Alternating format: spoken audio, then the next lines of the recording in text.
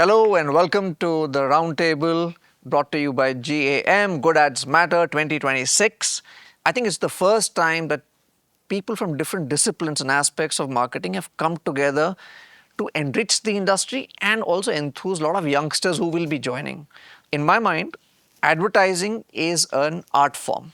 It's a unique commercial art form, but it makes sense only because of the logo, the product, or the service. Outside of that, it could just be some abstract image or an audio piece or something.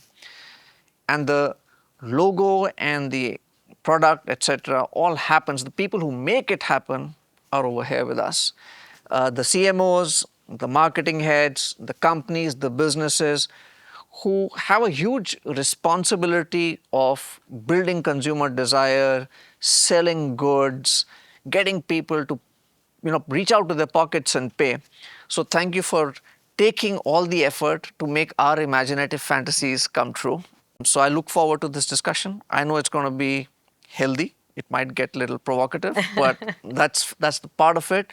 I think we should do it in a manner which we all leave a little richer, and the youngsters get to learn from us. And I think let's just have a great time, most importantly. Yeah. So before we begin, a little introduction to all these Maharathis and these really amazing people, the top 1% of the marketing fraternity in India, those who've built brands across their various companies that they worked.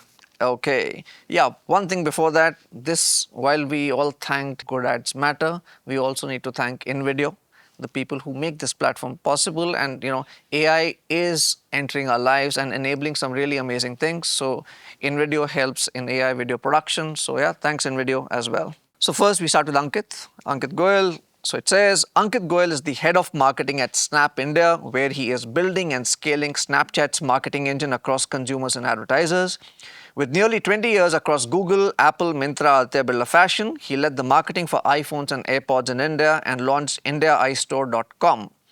Today, he focuses on culturally resonant Gen Z-led brand and platform growth for Snapchat. Welcome, Ankit, and thank you for joining us. Thank you so much. Then we come to Aparajita. Aparajita Biswas is the head of marketing at the Hindu Group, leading brand strategy, audience and revenue growth, and strategic initiatives across print and digital platforms. With over 18 years of experience across brands like Vodafone, The Times of India, Carlsberg, and Cafe Coffee Day, she brings deep expertise in stewardship, business strategy, and integrated communications. She previously headed brand communications for Vodafone Idea's Tamil Nadu Circle. Welcome, Aparajita. Thank you for joining us. Thank you. It's interesting to have two absolutely contrasting media brands sitting next to each other. I look forward to this. Next is an old friend, Pratik. Pratik Shetty is the Vice President of Growth and Marketing at Flipkart, leading integrated marketing and growth across one of India's largest commerce brands. An IIM Ahmedabad alumnus, he built iconic FMCG brands like Cadbury Bonvita, Cadbury Celebrations, Cadbury 5-Star at Mondelez before joining Flipkart in 2023. He brings over 15 years of brand and business leadership experience, including work behind India's first titanium lines at Cannes. Congratulations and thank you for joining us, Pratik. Glad to be here. Another friend, Anitha Krishnan. See, this is the advantage of having been in this industry for 28 years. Everyone's a friend. So, Anitha Krishnan is a seasoned marketing leader with over 2 decades of experience across top creative agencies and large brand-led organizations. As the head of marketing at Birla Estates, she has played a pivotal role in building the brand at scale, driving high-impact launches, strengthening brand salience, and delivering marketing-led growth over the years. Her agency-honed thinking has translated into sharp ability to connect brand strategy with business outcomes. Thank you, Anitha, for joining us. Thank you. Happy to be here. Nitin Saini, yet another friend. Nitin Saini is the Vice President of Marketing and Chief Marketing Officer at Mondelez, India, leading one of India's most iconic snacking portfolios. An IIT Delhi and IIM Calcutta alumnus, he is a 2-decade Mondelez veteran who previously led Oreo in the United States and globally, driving record growth and earning Kantar's Brand of the Decade at Cannes 2022. Today, he steers Mondelez, India's local first, not local only, marketing and growth strategy. Thanks, Nitin. I have to admit, I find it very difficult to say Mondelez. मेरे लिए Cadbury है और Cadbury ही रहेगा. See, I can say anything. They can't sack me. Rajshri, another dear friend. Rajshri Bakshi is the Senior Vice President of Marketing at Reliance Industries, leading brand strategy and experience design for landmark destinations like Geo World Center, Geo World Drive, and NMACC. With over 27 years of experience, she has previously shaped global marketing and customer experience at Taj Hotels, driving several industry-first data-led initiatives. Her work sits at the intersection of hospitality, culture, retail, and large-scale experiential building. Thank you, Rachi. Thank you for joining us. Thank you, Abhijit. Wonderful And there's to be Sundar. here. Hi, Sundar. Sundar Balasubramanian is the Chief Marketing Officer at Myntra, leading customer growth, marketing, creative, and catalog strategy for India's largest fashion platform. An ISB alumnus with over 20 years of experience, he previously spent a decade at Colgate as category head for the 500 million rupees toothpaste business and later led marketing at Disney Hotstar and Coupang. He brings a rare blend of FMCG rigor and digital-first scale to brands. Thank you, Sundar. Thank you for joining us. And there's Hitesh Patel, who I call Hiti, so I shall continue to do so. So Hitesh Patel is the head of marketing at sports at Rise Worldwide, which is the sports division of Reliance, where he heads marketing for some of India's biggest sport IPs, including Mumbai Indians, ISL, and NBA India Games. He's been central to scaling Mumbai Indians into a global multi-league franchise and building deep fan ecosystems that blend culture, content, and commerce. Before moving client-side, Hitesh spent over 15 years at Ogilvy, creating iconic long-running platforms like Bonvita's Taiyari Jeet Ki and award-winning work across Cannes, Effie's, and Abby's. He brings a rare lens of creative excellence backed by real business accountability. Thanks, Hitesh. Thank you so much for joining us. Hi, I'm Abhijit Avasthi, and I'm the founder of Sideways, which is an interdisciplinary creative collective, which makes it easier for people on the street to adopt products, services, and ideas. So that's what Sideways does. Super, now that we know each other a little better. And now I think after you would have heard, you'll realize why I'm excited. If you look at the breadth and the width of experience, it's absolutely different, yeah? From a Snap to a Hindu to selling, in 1 rupee products to something like what Archie does, which is multi-crore stuff. There's real estate, there's Cadbury's, there's fashion, there's sports, all around fans and lots of things. So I think it's going to be a really enriching discussion and I look forward to it. So what we'll do, I feel, is we'll start with some warm-up questions. Just get the house a little bit together on this, understand the context, and then we'll start turning it up. Okay, good ads matter. Central word, ads, yeah? The default mental model for an ad, you ask anyone, is a 30-second film. That it is, yeah? But the world has changed. Our realities have changed. Look at the kind of things that you guys are building. You're using ads as communication vehicles in different ways. Yeah. So if I was to ask you, and we can go one by one, what is an ad for you in the current reality for what you're building? What's the shape of that communication vehicle? What all would you call an ad? So do you want me to go first? Okay. Yes, please. See, the way I see an ad, right? An ad is the first interaction the consumer has with your product, right? So if that ad is terrible, your consumer is not going to sample your product, right? So that ad is the first product in today's world for your consumer. Now it could be played on TV, it could be played on digital, it could be played on OH, wherever that is. If the consumer has seen your ad, it has to be a good ad from the context of today's discussion. And if it's not, the consumer is going to remember it even more, right? So yeah, that's the way I look at an ad. Yeah, Aparajita. I think to me, advertisement, is, basically to communicate your brand value or to communicate the product and services that you sell with an intent to drive business. So any communication that helps you convey your brand philosophy or,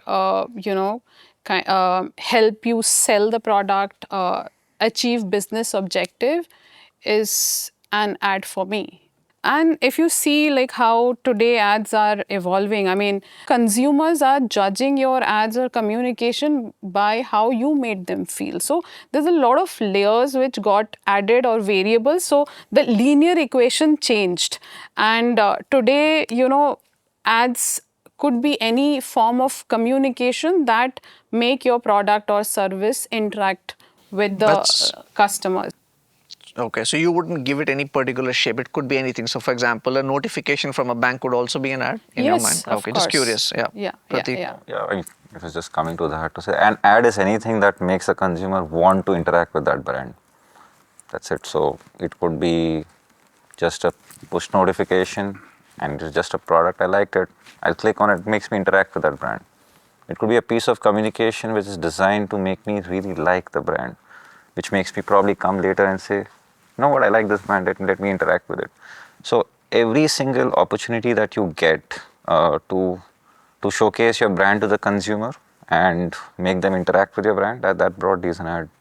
Anitha? Yeah, I agree because actually anything that makes a customer or a prospect or anybody act or react to any form of communication or piece that comes to them, today that is an ad. It's not just the 30-second, 40-second, 1 minute. So even a person who takes your product to the customer is technically somebody who represents, the product. So it's all encompassing now. We need to look at each and everything. Cool. Nitin? So, for me, brand's a promise and ads a story. That's well put. What's the story you want to say about your brand? And I think the way you say your story could be different depending on the format. Okay. Cool. Rachi? Yeah, I think echoing a lot of things which people have already said. But for me today, what is, I think, in short supply and what everybody is looking for is trust. So any medium and any communication which can build that. Now, is that medium editorial-led or is that medium still the 30-second advertising? Are we being able to create that trust? Is that person-oriented? So if I have, I don't know, influencer talking about my product, is that giving me that credibility or the trust? So I would actually use trust as my starting filter and create anything around that which enables it. Perfect. Nice. Sundar? For me, I think ads are about what gets a consumer to buy into the brand. And that buying into the brand comes from storytelling, trust, other pieces. But how you buy into the brand can be dramatically different. It could be from the 30-seconder. There are brands which have been built on notifications. There have been brands which have built on performance marketing. There have been brands which are built through influencer. There are brands which have been built on user-generated content. All of them provide memory structures. All of them storytell and get people to buy into a brand. So for me, anything that gets that consumer or cohort to buy into a brand is an ad. Cool. Yeah, I kind of agree with what most of y'all have said. And I think for me, today's day and age, there's so much distraction, right? And we are constantly on maybe 2 or 3 screens. So it's any piece that makes you pause and actually makes a real connection. It's what you can recall, right? So it could be, as you said, notifications. It could be a piece of work. So it could be in any format, but has to have the ability to make you pause and actually create a connection with you. Okay. Cool. Now that we have a sense of what an ad is, what shapes it might come in, let's also see how would you judge the other vehicles of communication? What are your parameters to decide that this was good or bad? Yeah. So film, it's easy. Print, relatively easy because we're comfortable with it. But now that you've said that anything can be an ad, yeah. So that was a very wide one, which is why I like that.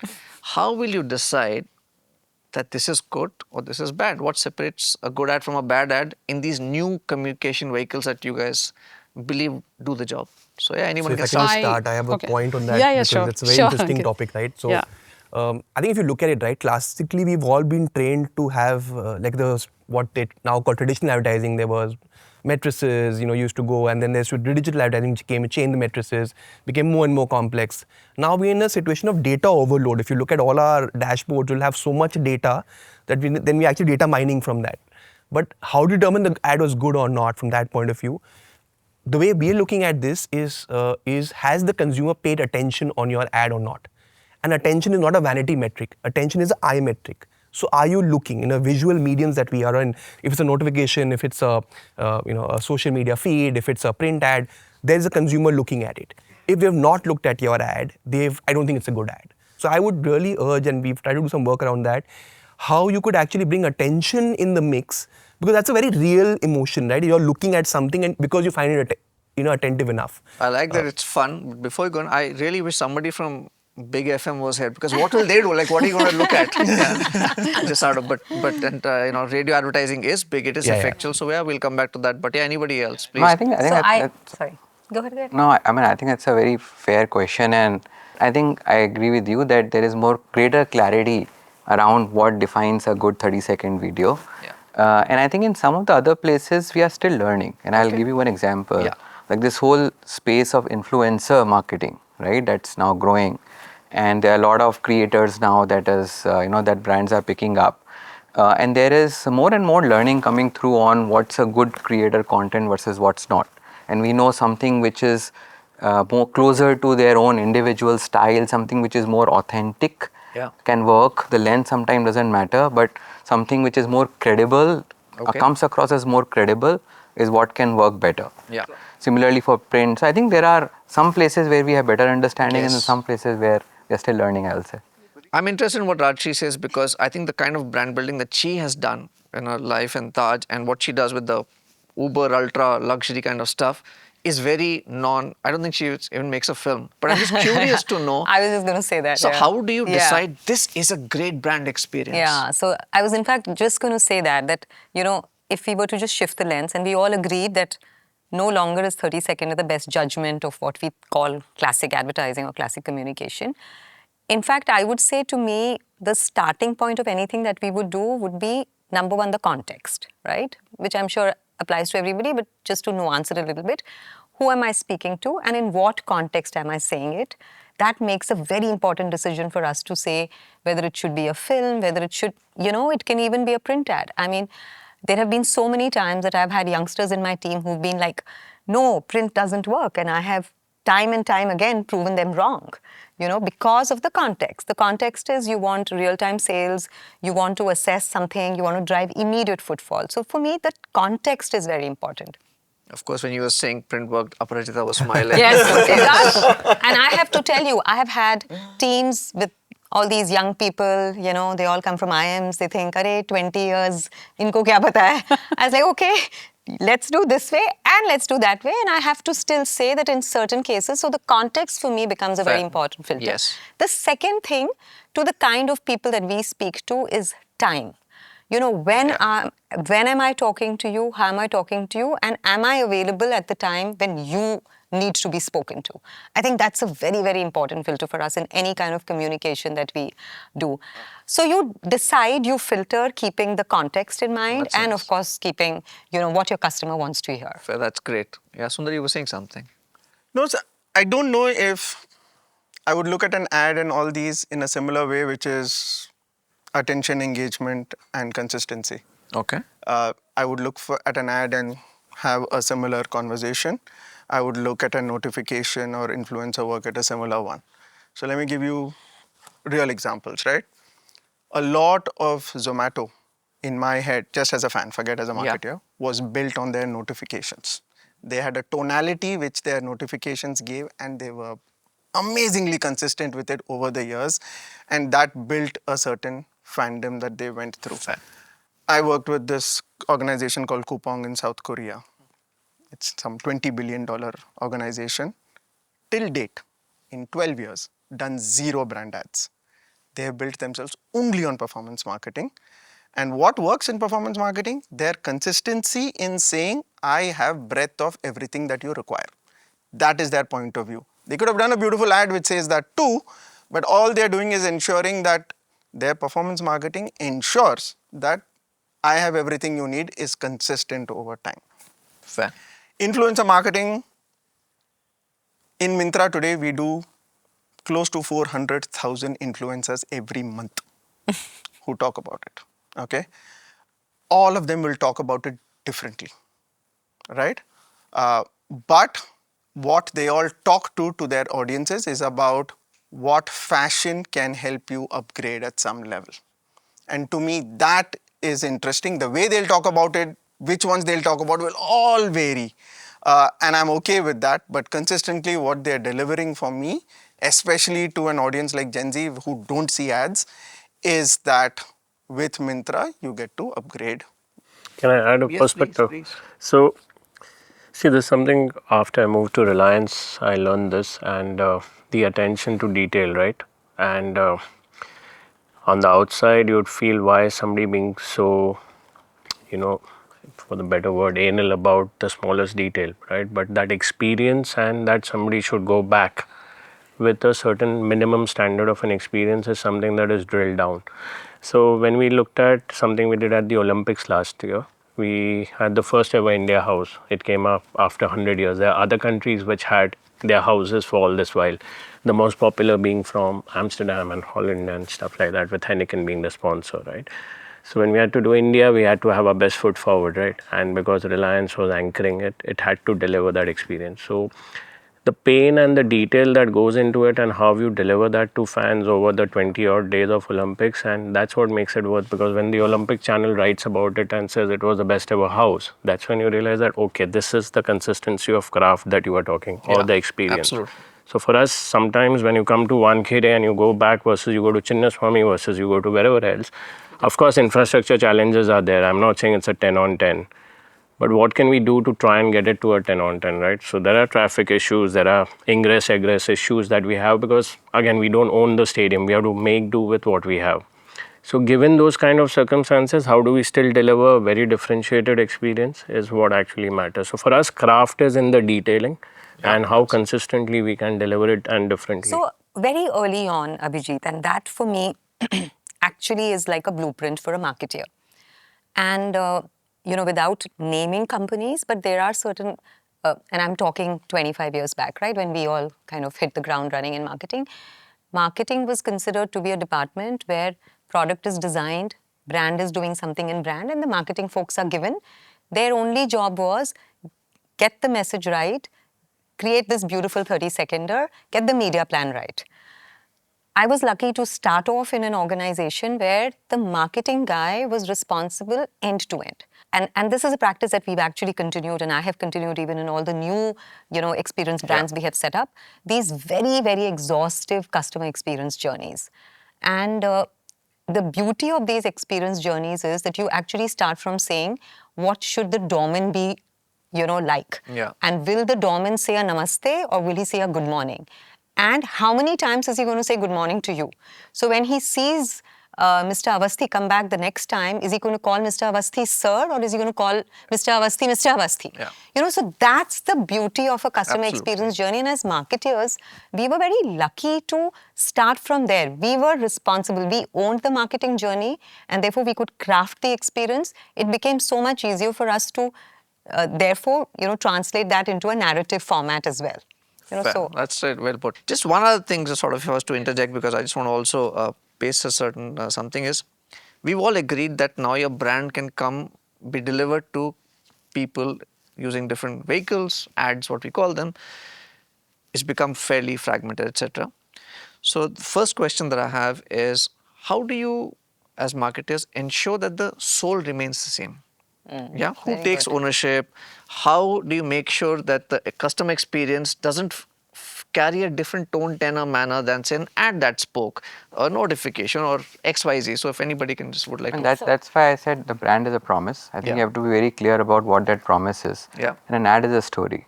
Now, depending upon what the surface is, what the format is, you can tell either the whole story, you can tell parts of the story, but should never go against the grain of what your brand stands for.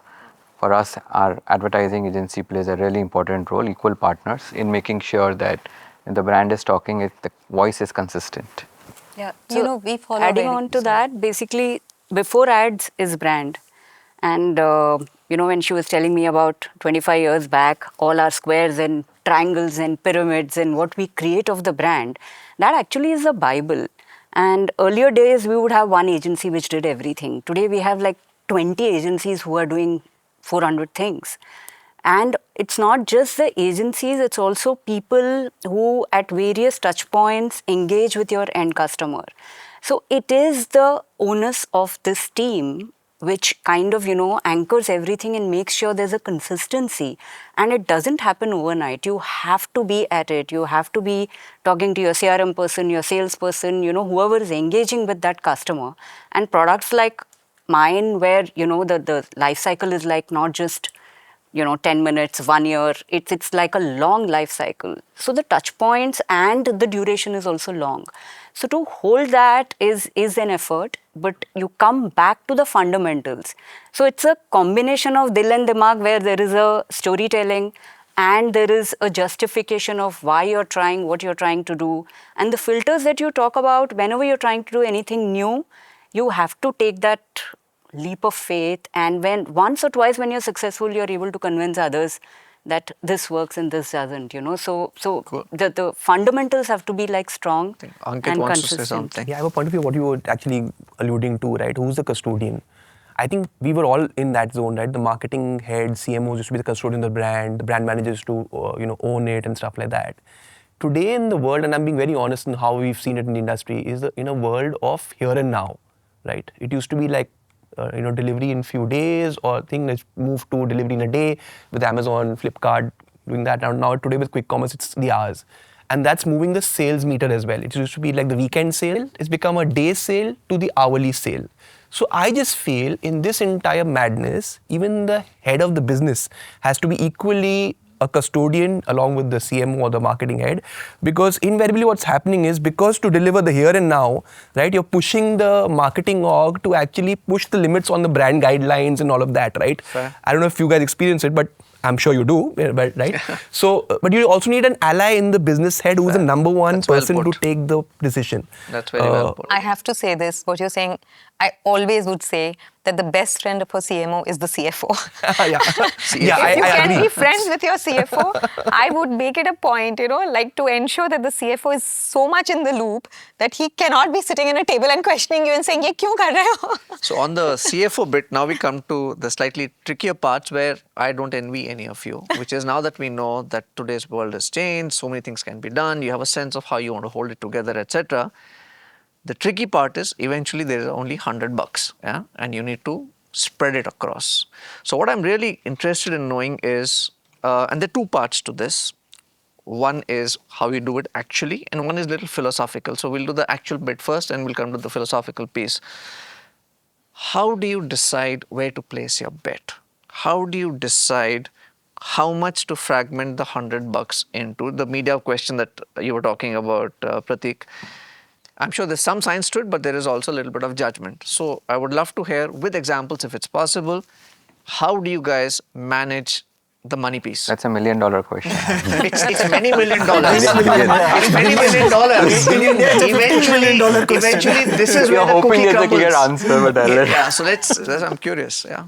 For Whoever me, wants to go. Yeah, for me, I would say it's a lot of science and an art, and you'll have an element of gut, right? And I think marketers need to trust their gut instinct to go out there. Like, I think I'll take the examples you're mentioning, right? People say print does not work. Print works in India. So if you look at the West, you'll say numbers are different. But if you look at India, look at the context, like the chaiwala also has one newspaper and have 10 people around him, right? So if you were a mass brand, you need print. You need print. Right? Or you need different mediums. It all depends on the context, right? From So that point of I view. want to add to what you're saying is, for me, personally, I think it's more of an art than a science. Okay. I agree, this data overkill. You have, and the kind of data we get is to the, and in my previous organization, we would even know that Mr. Avasthi has spent, 50 rupees having, so many bottles of Coke. What am I supposed to do with that data? Yeah. So I always tell people, I said, I love all these fancy data scientists, but you tell me what I'm supposed to do. So to me, it still goes back to the old principle. There is art to it, and then there is a science to it. So if we are launching something like a youth center, a film is perhaps not going to be in my priority. Okay. But what is going to be on my priority is going to be maybe editorial.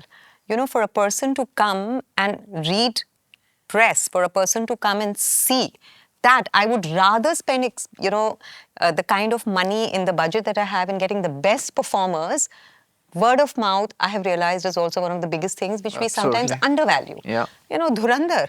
We didn't know anything about Dhurandhar for the first 1 week. At least a lot Yeah. of people that I know didn't know anything about it until it just became viral. I'm just taking that as an example. So what fair. I'm trying to say is that eventually it's the basics. Get your brand right. I couldn't agree more with you about the brand codes. That has to be, we have to be anal about it. Get that right, get the experience right, get your product right, everything else will follow. Pratik. I think Sundar's example of Coupang is very relevant here because there is no one way to do it. Coupang said, you know what, what's my objective? At the end of the day, when you start the year, the question on every marketer's table is how do you drive growth for this year, right? Now, Coupang's answer is very clear. I'll just do performance marketing, ensure that it continuously drives growth. Plus, in some way, it also makes people familiar with my brand and my brand promise, which is also delivered by the experience people get, right? But both Sundar and I are in a very similar business, right? As Coupang would be. But I think we also look at growth. We also know that there are certain ways in which growth is done in a very measurable manner, right? I know this is how much I spend on influencer and customer acquisition. This is the kind of numbers I'll get. This is what I can spend on performance marketing. These are numbers I get. But we are also aware that all of these levers work because there is a brand promise which exists. So there is a promise which exists for Flipkart, there's a promise which exists for Myntra, and that has not come only purely because someone has done performance marketing and driven growth. But it's because that promise has been built by people investing in the equity of the brand as well, right?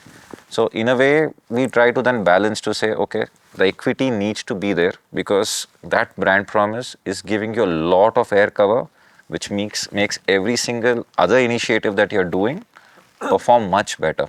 So you're getting better ROI probably because you're getting this air cover as well. And then we also need to have that judgment call to say how much do you spend on that air cover, Yeah. and how much do you spend on these specific metrics. So that's broadly where the judgment call I can go come. back to the craft, right, and the performance versus brand argument, right? So fundamentally, I think brand will always create the demand. Performance is actually going to go and scale that demand. So there is no question of brand not existing and performance doing all the heavy lifting. That's not going to happen. Brand has to do the heavy lifting. So the craft and going back to why we do what we do will always remain very relevant. Of course, the media mix of how much you're going to put towards brand, and that's a gut call as some of you have already raised. And there's also a craft of each industry having its own norms of how do we want to split our budgets. But I think without brand, and I echo what you're saying, Pratik, we definitely need that whole heavy lifting to be done by the brand because the demand won't exist otherwise. I think this context becomes very interesting when you are in an intersection of brands, audience, and business priorities. And if I can give example from the Hindu group, 2 years ago, we realized that the business priority is to, gain consumer trust in Chennai, which is our, our own market, and we are the son of the soil. And also to establish the dominance among the ecosystem, your stakeholders, your advertisers, etc. And that's where we invested in a city-led projects, where around 10 lakh people participated across 1 month, and we created something called Made of Chennai, which is celebrating Chennai, in August, which is basically the Chennai's birthday month. So, it depends on where the business priorities is. For example, now we are focusing on alternate revenues, and, we are now putting a lot of our monies and bucks are going in establishing IPs and establishing, various thought leadership forums. So those are becoming your brand building strategies. Fair enough. So I'll come back to something, actually I'll ask right now itself. Ankit clearly said he's a believer in print. One of the issues that is the newspapers are facing is getting youngsters to read. Yes. Yeah, it is an issue. We know that, yes, right? Yes, of course. Do you think you'll ever use Snap, which reaches out to youngsters, to get them interested in reading newspapers? he has clearly said he'd love to use the Hindu because Of course, it builds credibility. But would you? course. Of course, yes. In fact, we so are. whatever are your deals, I get something out of it. Let it In be fact, known. we- Just to bring that, and I hear this a lot, right? Traditional versus digital versus this, right?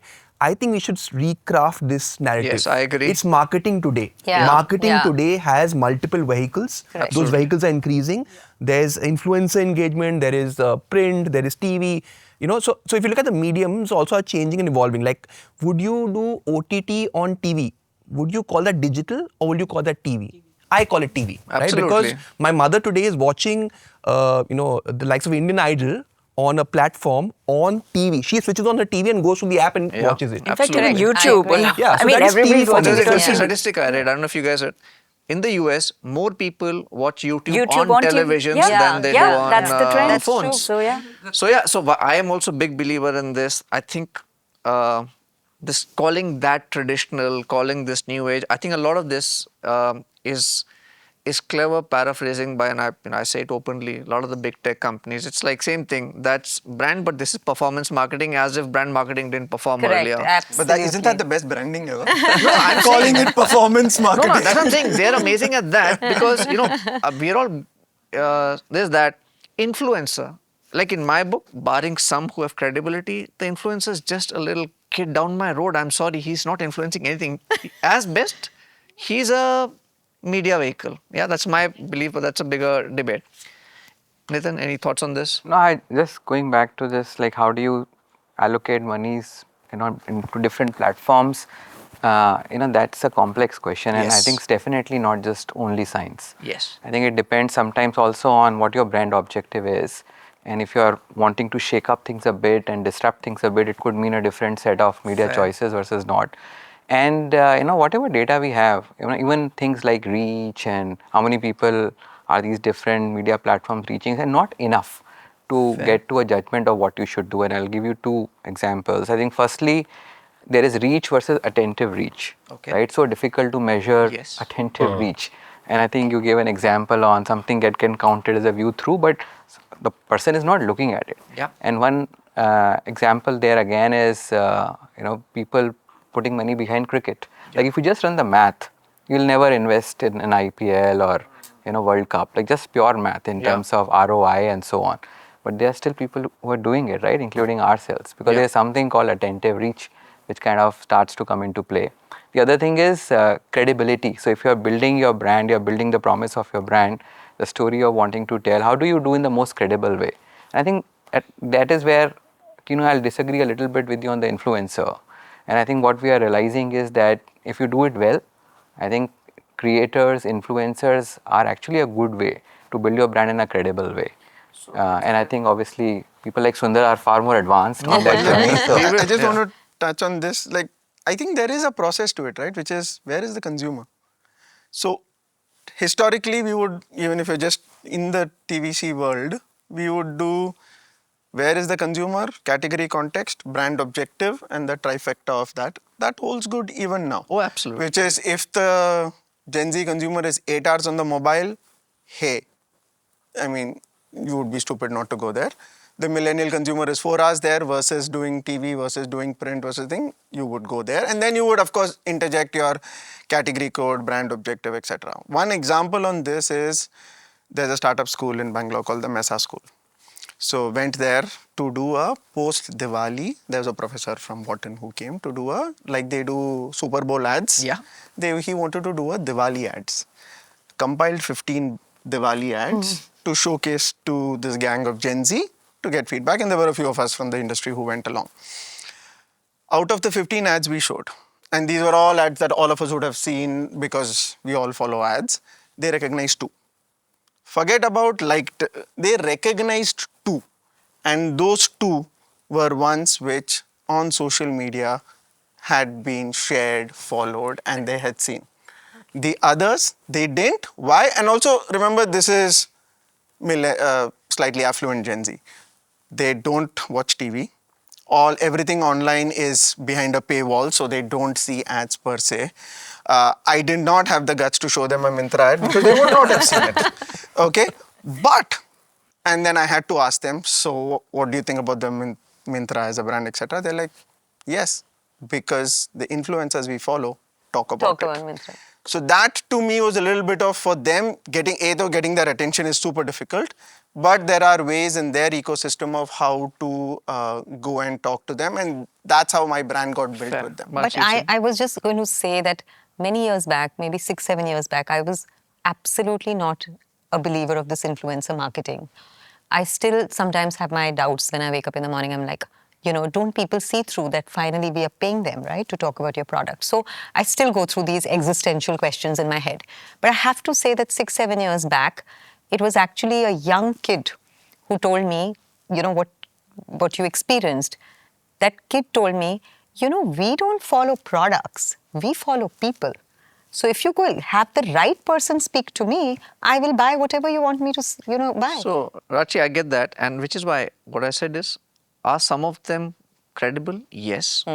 But majority of them are just media vehicles. Okay. What I mean by that is, I'll tell you what. But why are you reducing them to just media No, vehicles? I will tell you why. Yeah. And this is where he spoke about credibility, and I think it is nuanced. And obviously, it's a topic in itself, and we can ask, but where does my little antenna go up? There was a point in time where we were handling 4 beauty brands. They picked the same influencer, and we made reels with the same influencer, vouching that this is the best that they've ever used. I'm sorry. Let's not, after a point, let's not kid ourselves. Yeah. Are some of them amazing who know their stuff, who are authentic influencers? I'm a big believer. Those who stick to certain, certain core values, I get it, and people respect them. So what I was coming to is, I would find it odd to believe that the same influencer selling 4 different lipsticks, and the kids are saying, I give the kids more credit than saying they are suckers and will fall for this. That's a I different have a Can I problem. interject Sorry, there? I want to say something. I have a problem with I also want to bring the agency into this conversation. So let me tell you my experience 3 days back. Yeah. This is a India-centric, stature-driven conversation that we are having with an agency. And the agency comes back with a beautiful plan to me. What is that plan? It has 4 influencers who are, I don't know who they are, and with due credit, agencies need to do their homework as well. You have this plan, which is something which is going to be so global in nature. You're coming back, giving me 4 names, because the first thing the agencies are pushing today are influencers. So I'm saying it's both ways. So while as marketeers, we also need to, I agree, we have existential questions every day in our heads. Does it work? Does it not work? Are the people seeing through? But look at what the agencies is also telling us. I mean, increasingly, I feel that a lot of heavy lifting in terms of thinking may not be happening by the agencies anymore. Yeah, Pratik. No, I also have a point, so why don't you finish and then I will add. In the interest of time, and we'll come back again, we'll have 2 points of view, and then because I'm going to get into something even more provocative. This was just fun. Only the specific thing on influencers, okay? So there are influencers, like you rightly pointed, that you pay for them to make content. Now, brand A can pay, brand B can pay, brand C can pay, fair? And that's where probably the lines become slightly muddled, right? Yeah. Because if someone is watching all 3 pieces of content, you don't know what's going on. Yeah. By the way, even the algos are very nice, where not everyone watches all those pieces of content as well. So it's not necessarily I've seen those 3 pieces of content. That's one. Secondly, what has really democratized the space is not this pay for content model. What is happening right now is influencers can pick up any product by their own. And by the way, they don't necessarily be influencers. This is someone who's right outside in his home, he's got a packet and he's creating that content. That I agree. And he is just tagging that product. Simple as that. And he earns commission by selling that product. The first thing that works in his favor is that this is his completely his call, which product he's choosing and what he wants to speak about it. That's one. Secondly, it has 0 production value. Yeah. Okay, it is made in his house, showcasing really what he's purchased. That gives an insane amount of credibility to someone who's watching that content to say that this person has bought this product, is using this product, and is talking about this product. This is a thing, and I'm sure you guys all storied marketers, where you're seen and how you're seen definitely affects your brand. There's no denying it. I'm just trying to make a point, which is there are times, why is it that when you guys make, say, traditional TVCs, for a second, let me flip the argument. You guys are so particular about her in a setting, upper middle class, he or she is not looking like this, should be more like my brand. How is it that that narrative works when you're dictating how films should be put, but it's perfectly fine if somebody in a, Because objectives are different. And also, can I And say just Usage to- is different. And also, Objectives are different. credibility reach is is- different. Yeah, so and to reach is different, Reach, objective I is agree. different. So if you are using mass communication, you want to say this is how my brand should seem for everyone, Yeah. right? In a content like this, it only goes to his space, where what he looks like or she looks like and the kind of values he or she projects is more important to that audience. So hence, it's very restricted to that audience, and you are actually a product which is benefiting from the credibility that the influencer is providing. In a real world scenario, you will see the right kind of influencers will pick the will right kind of pick product. the right kind of You know brand, what I because they mean? also need to earn from that, right? Yeah. So So- if someone who is not well fit for that brand, he'll not actually get the Just consumers. one Yeah. point on that, right? So if you look at it, also the medium plays a role. There, probably that perfect ad was designed for TV or OTT, right? Because all ads in that are in that sort of a zone. If you're on social platforms, like how Sundar was mentioning, the consumer is actually expecting unfiltered, real content, and that's what they're actually consuming that in that particular. Like if you look at Gen Zs, they don't like perfect manicured ads. Correct. That's the point he's making. They want the unfiltered stuff. And as brands, you should be okay with that, because we just sometime back said that we are debating whether there's authenticity in that influence or not, because we ourselves as marketers are putting a guardrail to them that don't go beyond it, don't say anything bad about my brand, but yet be authentic. So if this influencer doesn't like, say, a particular product, he or she or they or them should be able to say that. If they can say that, if brands can empower them, you will see more authentic stuff coming from influencers as well. Fair point. Like I I said, think till brands operate in a controlled environment, we get to keep our job and agencies get to keep their jobs as well. I think, yeah. on that note, let's get to agencies. Okay, so now I come to an interesting question. Yeah, whoever are your agencies, and this is more about the client agency partnership, and agencies, like you said, some are the regular advertising agencies, and you've got other people also who do stuff for you, whether they're creating experiences or whatever it is. My understanding is that by and large, when it comes to the strategic aspects of how you want to take your brand task ahead, after a couple of rounds of discussion, there is alignment which is fairly smooth. It does happen. The little debate and minor friction, etc., starts coming in when it comes to the creative part, because it is subjective. There's no Yes. right or wrong. Correct. There is no right or wrong, right? I wanted to read out 2 quotes for you. Yeah. These are quotes by, I won't take the names, later on I can tell you. They're storied marketers who've built big brands for decades. Yeah. And these are recent quotes from some of them. The first one says, "Going to advertising conferences nowadays, I feel a bit like a man who has signed up to attend a poetry festival only to find that most of the talks are about bookbinding. The discussion is scarcely about advertising at all. It has abandoned any discussion on persuasion, psychology, and human insight as though it were a branch of logistics." Yeah, first. Second, marketers are uncomfortable with creativity because they don't understand how it comes about and how it works. It's a messy process. Most marketers these days are from typical MBA schools. They are used to a reductionist approach and boxes, and creativity cannot be reduced to any of these. So just first points of view on, do you agree, disagree? And more importantly, see, all of you have benefited a lot from having grown with a certain kind of people, your mentors who've taught you, etc. These days, you don't even have that much time. It's a fast-paced life. So how do you balance this need for a certain way of building brands to the fact that, the world is moving really fast? So just leaving it open for conversations. So if you look at, I think somebody mentioned, right, earlier there used to be this, and if you go back in time in history and how agencies were, I think this is way before we were born, we are told that there used to be one agency who used to do media, research, everything in-house, one shop, The marketer is to go to that agency, get what they need to help in the marketing process. From there, cut to it, it became a media versus creative versus research, all branching all the separate agencies, and maybe you've been in that entire journey. Cut to now, where there are 25 agencies. There is a performance agency, there is an influencer agency, there is the creative agency, digital creative is separate, you have research all separate, right? So for the marketer is the same, and for all practical purposes, resources for the marketer are more constrained in terms of manpower, for right? sure. It's becoming more and more, especially in the tech world. So you have to rely on all these partners to bring all of it together. So I want to throw back question back to the agency saying that in this entire journey, why couldn't you evolve so that we did not need 25 different agencies today? So if influence agencies is big, why doesn't India's largest creative agency already have that in-house? All of them are trying to just create bandages to help the marketer, but most of the bandages don't work. And I think the last 10, 12 years, we've been struggling to find, the agencies who take away some of our bandwidth.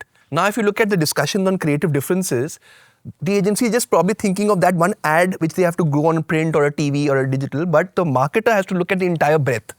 Like maybe I need other creative partners to deliver on that part of it as well.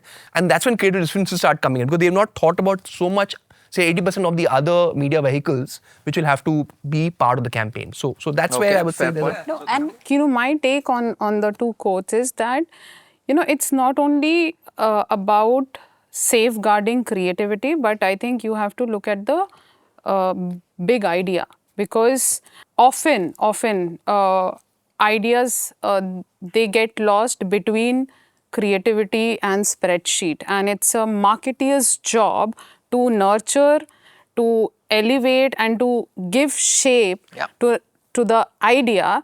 So it's not, when we talk about only creativity in silos, I think we are missing the bigger picture. It's about the big ideas, great ideas. I agree. Big ideas. I Nitin, think you were saying honestly, something. it comes with a depth of the relationship, very honestly, and the leap of faith happens when you trust somebody and they say that, trust me on this. And that happens when you have a relationship with the agency for a certain period of time. Absolutely. And you know that they know your brand, Yeah. if not as much, very well. Yeah. That doesn't exist anymore. Fair. If that's there, when you move So on. we'll come to that I have a again. differing point of view on this. Yes. And I'll tell you why. Because what has also happened is the way people are evaluated and how creative is evaluated also has changed slightly over the last couple of years.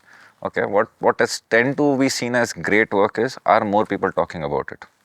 Okay, if people talk about it, wow, what a great campaign. That's broadly what is also happening. So you're saying that's right or wrong? Like, I'm not even going to the right and wrong. I Okay. will answer your question of is creative being put on the back burner? Okay, if that is also a mode of evaluation, actually there's an incentive to probably do work which is more creative and more talked about. yeah. And that broadly is also what you're seeing right now, that a lot of work that is being pushed out is, will this drive conversations, yes or no? That's also a question in the back of the mind of a lot of people when they're putting work out. Okay. The issue also is that pieces of work, even if they're very widely talked about, have very low shelf life. Okay, fair. Unlike what it used to be probably 15 years back, where if a campaign is great and people talk about it, this will run for a year and a half, and everyone's seen it, everyone remembers it. But something which is put out now, it is in the zeitgeist, it's there, but it exists only for probably a month and a half, and then a new shiny object has come. Now that's what's only talked about. I don't think it's a question of, are people brave enough to put creative work out there, or are they not taking risks? They are. It might also be that people are not, the kind of work that's being put out might not have that kind of longevity. That could also be one of the factors. Nitin, you were saying something. Yeah, no, I think there are two parts to what you're asking. The firstly, has the creativity come down in the way brands are telling their stories, or maybe is there an opportunity to do a better job? And I certainly feel there's an opportunity. And the challenge is greater now. Yeah. Because what you could do through a 30-second video, now you have to think about how do you be more creative in that print ad that you do, in the outdoor you do. How do you tell a great joke in 10 seconds, right? As opposed to a 60-second commercial. I think there is greater challenge. Is it not possible? I think that's not true. It is possible. You have to just try that much harder. And sometimes the volume of work that's at play, etc., can sometimes come deadlines and so on. It is something which the marketing and the the agency fraternity has to keep reminding themselves that creativity is about creating something new that is attention grabbing, and you have to keep pushing harder and keep working harder.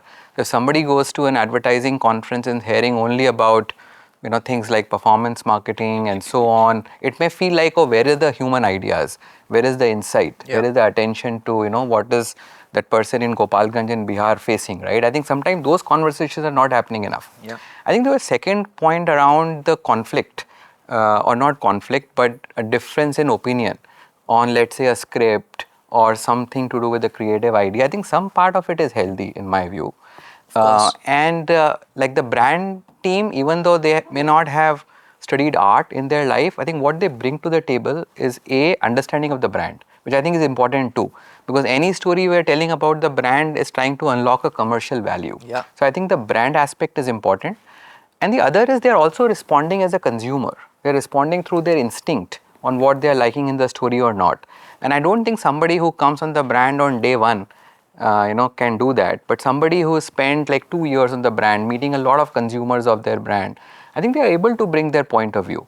And if the relationship between the marketing function and the agency is healthy, usually you reach to a good place. That I agree, absolutely. So, I go back to the earlier point about attention, right? And because there are multiple screens, right? You're always leaning forward versus sitting back. So in the good old era of great advertising, you were sitting back waiting for an ad to happen, right? You were watching a cricket match, there was a finite ad break, you'd see something, you'd like it, it get repeated on certain programs. Now because you're so distracted all the time, I don't think there's any advertising that, like what Pratik was also saying, will be able to actually live the breadth of, let's say, a year or 2 years. Earlier, we used to crack a campaign for a year, right, on most FMCG brands and invest and think that let's make it the most cherished piece. But now, like, you see the social media trends. You have no idea where the next one is coming from. What is Krish ka gana sunega? Like, what is it? How do you even bother or try to get to it? But that's the biggest thing in India right now. Jhatpat, fatafat, like what? What are these things? But they just come out of nowhere. Can a brand even try or attempt to go down that path? I don't think. So you are competing today with content, and there's so much content overload everywhere, and everybody is a creator. Everybody with a phone is a creator. And therefore I'm saying I don't know where the next viral piece will come from. So advertising is actually competing with other pieces which are taking that attention. 100%. And that's where I feel firstly that we have to be cognizant. Maybe there is work which will be about a truth, and that's something that we've always tried to do. Does it reflect a cultural truth? And that's the kind of work that might stand the test of time. Because anything else is just going to be reach and influencers. The saddest reality of that is that earlier good ads became memes. Now good memes become ads. So it's interesting, and I'll provoke a little bit more. Putting a piece out on whichever medium is distribution, right? Correct. So now actually you should be encouraging your creative agencies to go even wilder. Yes. So I'm just curious that I think this is the best time to be in any creative field, whether you're an agency or outside. And I think as a marketer, the amazing thing is you should be pushing your agency, whoever it is, to, boss, you can do better. You can make it wilder. You can do etc. etc. Yeah. Why is that not happening? It is happening. It is happening. So If that is the case, just a question. By the way, if that's the case of the industry, it's a great time to be a challenger brand. So I Because agree. now, So I will tell you an interesting thing, and this is just my observation. I don't know how many of you agree, because eventually everything is linked. IPL, India's marquee property, at least 2,500-3,000 crores of advertising must be going on here. In your mind, you guys also would be watching IPL, whether on linear TV or connected TV. In your mind, what percentage of that work is really amazing? Small percentage. Very small. Yeah. It might be 20-30%. One in But 10. that's One in one 10. way. But Agree. I'll No, tell but you our what, agency is because- really wanting to go wild. Yeah, that's what I'm also No, asking. you're using the Now, construct that is of a- mass reach. I'm talking And IPL. yes, that's what I'm saying. Yeah. You're using the old construct but wanting to break ground. Break ground with new constructs, na? Why are you measuring creativity in IPL? Measure creativity is that consumer is facing, because everybody who's using a platform which goes to 500 million people, you cannot fragment it. Now, the minute when you go on IPL digitally, and it's not as great as it needs to be, if you say to every cohort they will see different ads, and that realistically happens, which doesn't today, you will automatically see creativity. But when you say for all 500 million, I need to showcase one piece of it, that's why it goes back to 30-second TV ad format of one linear way of thinking. If you move that to way social media works, whereas to everybody something else is shown, creativity is flourishing there. If your starting position, what you're saying is that not seeing enough creativity in how brands are advertising IPL, in just IPL, IPL. in IPL, I think there's not much defense to it, I will say. But the answer is not to go wild. I mean, the answer is to say, how do you push that much extra when it comes to human insight, the idea, Absolutely, and if yeah. you see even the work that comes through in Super Bowl, for example, in the NFL, some of it is really good, and they are Yes. pretty much on brand. Yeah. But it requires 12 months of thinking Yes. on what it needs to be done, and many of Absolutely. them are not even storytelling; they are story doing. They are Yes. engaging audiences. Yes. I don't think we have matured to that point yet. Okay, no, that's very well put, Nitin. I The totally agree with specific you. thing on IPL is also media, okay, and Yeah. how buying happens, okay, and there's a difference between IPL and Super Bowl in that way. So in IPL, you have like a 2-month window where IPL is happening, and then you're selling those spots. Over a period of time, spots have become prohibitively expensive, Okay. like really expensive, okay. So unless and until you're a VC-backed startup who just wants to establish your brand name, it is not making a lot of sense for a lot of players to even advertise there anymore because it's prohibitively expensive. Yeah. Now, for people who have that money, they will also say how many spots I'll get, which means they will not go for 20-25 seconds also. They'll go now for 10-second spots. Okay, and with their prime focus being, I want to establish my brand. Reach. Not even what my promise is, at my brand name. It's reach. It's reach. That's It's the reach. thing. It's the So construct of how you're that's thinking. broadly one restriction. Super Bowl, the way they treat it is also very different. It's one day, halftime, you get one spot, right? You better make the most of that one spot. So you're saying I will maximize creativity on that one spot because it's not that spot that matters. It's what people see in that spot and share everywhere else. So that it becomes bigger than that actual spot. See, but there are few brands. We've done Zuzu. Yeah, there are few brands which have done it really well. There are few brands who have actually done it well because those also believe in brand building. But if you have a pan masala ad, you know what's happening, right? And most of the times you see those. So it depends if it's a new brand which is trying to gain reach and to get on everybody's lips. So they have a very different objective. A pan masala has a different objective. Very few brands have been able to use that platform and be able to do justice. But there are few, at least I would say there would be at least about 8 to 10 brands Some have done a great job without doubt. It's just I think, you spoke about Zuzu, so that reminds me of my experience with IPL. And I here completely agree with what Sundar just said because, see, when you are judging creativity, you need to give an environment which is not so controlled. Today, IPL or PBL or any sporting event or any mega event has become very, very controlled, and all the brands, are driving some business objectives, and the creativity got layers of, multiple layers like your data, performance, business outcome, and so on and so forth. So there you cannot actually thrive, and you need to balance a lot of aspect from creative aspect to business and brand aspect. Then you need to create, I think, a more control free environment, and that's where creativity thrives. fair. Anyway, I think it's between. I just think that the marketers and the IPL people then should talk that it's sad that such an amazing property and for whatever restrictions is not allowing for the kind of work that you would want to do. That's my take out of how That's a fair way yeah. to So put it. because so I think the marketers and BCCI should have a conversation. It's just Absolutely, yeah. that's just my because as of now what you said Yeah, and what that's my fair. thinking is outside of spreading awareness, Yeah. it's doing pretty much nothing. No Nothing. brand building, nothing No. for anyone. Yeah, No. which is such a tragedy because 3,000 crores People are watching. Yeah. people are watching, and nothing comes out of it. Yeah. On that note, let's shift to another topic, which is I think really important, crucial. Many of you have used that phrase, and it is getting a little tough. Brand building. Yeah. At least in my mind, I could be wrong. It takes at least 10 years minimum to build a brand. Minimum. Yeah. And today there are lots of people who will go around saying, on various forums, so you got a great brand, I built a great brand. They've been just there for 3 years, 4 years, 5 years. Yeah. But brand building is a marathon. It takes time. It takes partnerships. Everybody learns from mistakes in that journey. In fact, I must tell you, Nitin might be aware, Pratik, I don't know if you've heard this, but so when I was at Ogilvy and we started the Kuch Meeta Ho Jaye journey, yeah, it's a fairly long-standing brand platform, doing well, continues to do. For most people, Kuch Meeta Ho Jaye took off with the Pappu Paas Ho Gaya film, yeah. What most people don't know is that was actually the fourth film on Kuch Meeta Ho Jaye. The first three didn't do justice to it, to the platform idea.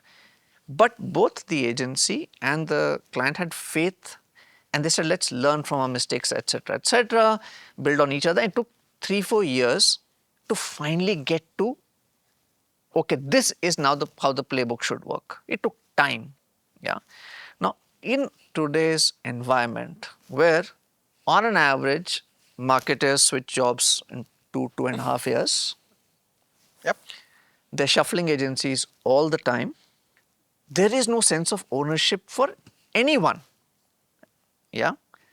In an environment like this, how do you think it'll impact brand building and what needs to be protected and what needs to be, you know what, it's okay, let's not care about it anymore.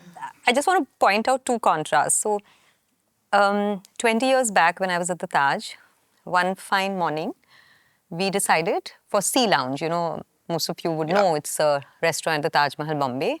And we said we're going to change the menu. And I was looking after marketing for Taj Mahal, Bombay at that time. We got letters written in the newspaper by irate customers saying, you know, how dare you touch Sea Lounge ka menu? You know, because this is the menu jahan logon ki shaadi hoti hai, hum apni ladki dikhane aate hain. Matlab, it has a very emotional connect. Yeah. That was the power of exactly what you said. Long drawn, sustained, you know, and people were loving the brand, people were forgiving of the brand, right? Yeah, absolutely. So brand would make a mistake, people would forgive because well put. inherently you had created a connect. Cut to now. I always say this when we start thinking of putting a brand out there, people are unforgiving. The brand today, in the last maybe 10 years, has one shot, or maybe in the last 8 years, to make or break, because people are so quick to make judgment on the brand. So I agree with you that brand is a marathon, you know, but to me, it's like the iceberg effect, which means take your time, 5 years, 6 years to mull over the brand, to think about the brand, to fight over the brand codes. But when you go out into the market on that day zero, you know, we no longer have the thing कि मैंने 3 ad बना के चौथे में I will hit the sweet spot with the audience. I feel people are far more unforgiving. So that's a valid point, except that this is where the subjectivity piece comes. This is a messy business. Yeah. There is no guarantee that your first or your second will be a hit. Yeah. You just can't say it. You can't. I Slightly agree. different I point of agree. view on this one.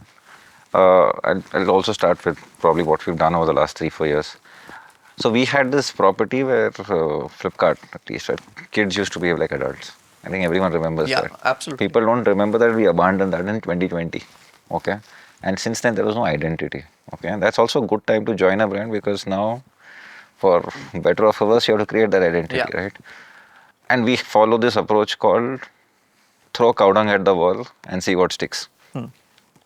And that's broadly because you have to keep on doing work outside so that your brand is salient. You can't stop doing that. But you don't know what's going to work.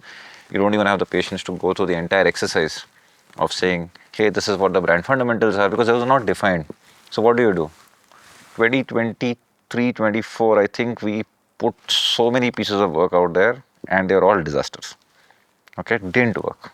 But we got to learn that, okay, this doesn't work. At least we know this doesn't work, right? Somewhere about a year into this process, there are 1 or 2 things which worked. And then you know, okay, this worked. Probably we can start looking at a brand in this way. This is what consumers are resonating with. Then probably 20, 30, 40% of what we started putting out there started working. And your definition of the brand also became stronger and stronger. Till now, we know this is the kind of campaign that we have. Could be an event to say that, hey, this is a sale coming up. This is thematic. This is what the brand stands for. So now you know for each of them what works, what doesn't work. How does the brand behave when it works? How does the brand behave when it doesn't work? What is the tone, tenor? Everything gets defined broadly because there are 15-20 pieces of work which did not work. Fair point. If you look at, what you said, that brand building is a, long-term goal, of course, I completely agree. But when you see from lenses like who are the people running the brand, okay, so let's talk about the stakeholders, the marketeers and the agencies, etc. Marketeers are no longer doing a generalist role, because you have a data engineer, you have a digital, social media, person handling social media, you have a product manager, you have a communications person, you have a PR person, you have a design head, you have a creative head, etc., etc. And they are doing specialized job, and it's true for agencies also. So they become, when they become part of the whole journey, it's a very different process than somebody who is handling the whole brand building exercise. The stakeholders are getting divided, and when there are multiple teams, stakeholders, it's a collective effort. And if suppose someone leaves in the process, there are people who are filling the gap. Second is, brand building has become more scientific, with the various performance matrices, with data and so on and so forth. So when there is a clear playbook, and I think all the global multinational companies, they have clear brand guidelines, playbook in terms of how to communicate, and what should be the look and feel and the brand language. So then somebody in the ecosystem churning out, and somebody like incoming, I don't think that they can pick up from there very well. So it's not necessary that you have to be part of the whole brand building exercise, like a 5-year, 10-year.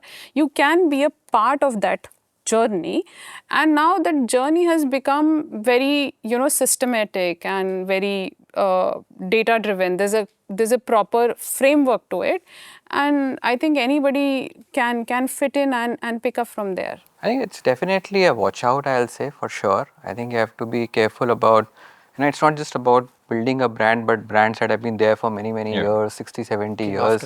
How do you make sure? And there is enough evidence to show that a strong brand has the highest correlation to business performance. So it's not just a good thing to do. And I think it's super important, and I think that's a watch out. We always say at Mondelez that everybody who comes into the marketing function is inheritor of a legacy. Yeah. And then you kind of build on it. So 20-25 years since kuch meeta ho jaye, but never once has somebody uttered to say should we go away from it. I think it's in the DNA. But the other thing I want to add is that is where the partners also come into play. And I think we have had a long-standing association, when it comes to chocolate and Cadbury with Ogilvy, and we treat them as equal partners as far as brand building is concerned. And some of them actually have been on the brand more than us internally, in the company. And they come in with a very strong point of view, and I think those are the some of the unsaid guardrails that are also there in the process. I think legacy brands, you're better placed also, because there have been so many people who have defined it so well. It's coded.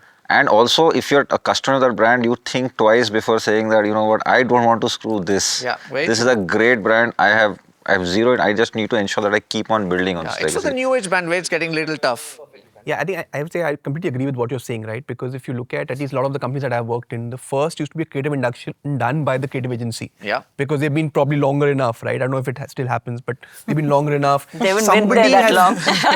That's the problem. But somebody in that ecosystem is so deeply wedded that he knows the brand much more than you, right? Yeah. So they'll come in. From media angle, the media agency used to come and do a media induction, because somebody, again, in that entire ecosystem knows the brand so well and knows what works in the market. So that's very important. And to the point that you're making, right, it's also the onus on the marketers to empower and enrich the agencies. Yes. Like in AI, today's AI world, how many of us are empowering our agencies that this is the new age creative work on AI? Can we partner with you and help you also upskill? Are we going to discuss AI as well? Right? So We will discuss AI. it works both ways. And I think sometimes the agencies have such great talent who've lived and breathed the brand Yeah, much that's more. true. Yes. So That's true. it's just resting on them to also keep 100%. the brand in the within the guardrails, within the absolutely. But I'm saying it's codes. resting on us to just create a process of transferability Yeah. because we all know the Agree. churn is inevitable Correct. now. Correct. What is the Absolutely. churn like in the agency Oh, also? it's crazy. That's the it's- point I was So going this, to this make. whole thing was probably true when agency didn't have a lot of churn. I am not sure. Agencies have always had a lot of churn, but now it's like it's just way too frequent. So it's a bit of both. I'm saying but that's a fair point. I think all fair this thing. So what's your take on this, Kino? How much time do you have? No, I think we all know. Without partnerships, you can't build brands. Yeah. Totally. You need Absolutely. you Yeah. need to trust each other. And I tell everyone this, that the simplest trick in the book to get the best work out of the agency, but the toughest to follow, is to say, you know what, I'm letting go, I trust you. I've made my points, but now I'll go with, and True. see, there are some clients, and I've been very, very, very lucky in my life to have come across, I would say 90 to 95% of my clients have been absolutely amazing. I lucked out. Yeah. I would say something, they would push back, give their feedback, watch out for this, etc., etc. And then they would say, okay, now you do what you want to do. I think what that does is that night when somebody says, I trust you, I will not sleep. I don't have Yeah. that option to let them down. Where the cookie starts to crumble is when the person on the other side says, you know what, I don't think this works. This person should be a little older. This is not okay. This is not okay. So after a point, it's like, you know what, okay, if you know it all, you tell me what you want, I'll give you what you want. And actually, by the way, at the end of the day, as an industry, okay, we are part of one industry and we want it to flourish. Because here's what happens. Let's assume an agency and a client have just come in and they've got a great relationship. Okay, everything's brilliant. They're just starting off. So when an agency gets a new client, it's akin to having a new child. Okay? So you tell the world you've just got this and you're really excited about it. And you're in love with the baby, you're in love with the client. And the baby dotes on you and everything is there. Now slowly, slowly years pass and here's what happens. Baby, the baby client and the baby, they start getting a mind of their own. And they believe they're the only ones who are bringing joy to your life. Yeah, they're Agency growing still up and they says- become rebel. And then at some point in time, both sides, the kids and the agencies grow up and they go like, you know what? Yeah. I think I know what works best and I'm out. So I think that's, unfortunately, the cookie starts crumbling there. और बोलते ना कि ताली एक हाथ से तो बजती नहीं है. It's a bit of both for both sides. And I'm just I was going to come to a question later, but this I think is a good segue into that. There is a lot changing. We all agreed in the first couple of questions that the dynamics have changed a lot. It's far more complex. The scope of what needs to be delivered is far more, yeah. You expect so much more out of agencies, obviously. Correct. Like you said, because it's breaking down. Why is it that in that case, the agency remuneration is not keeping up?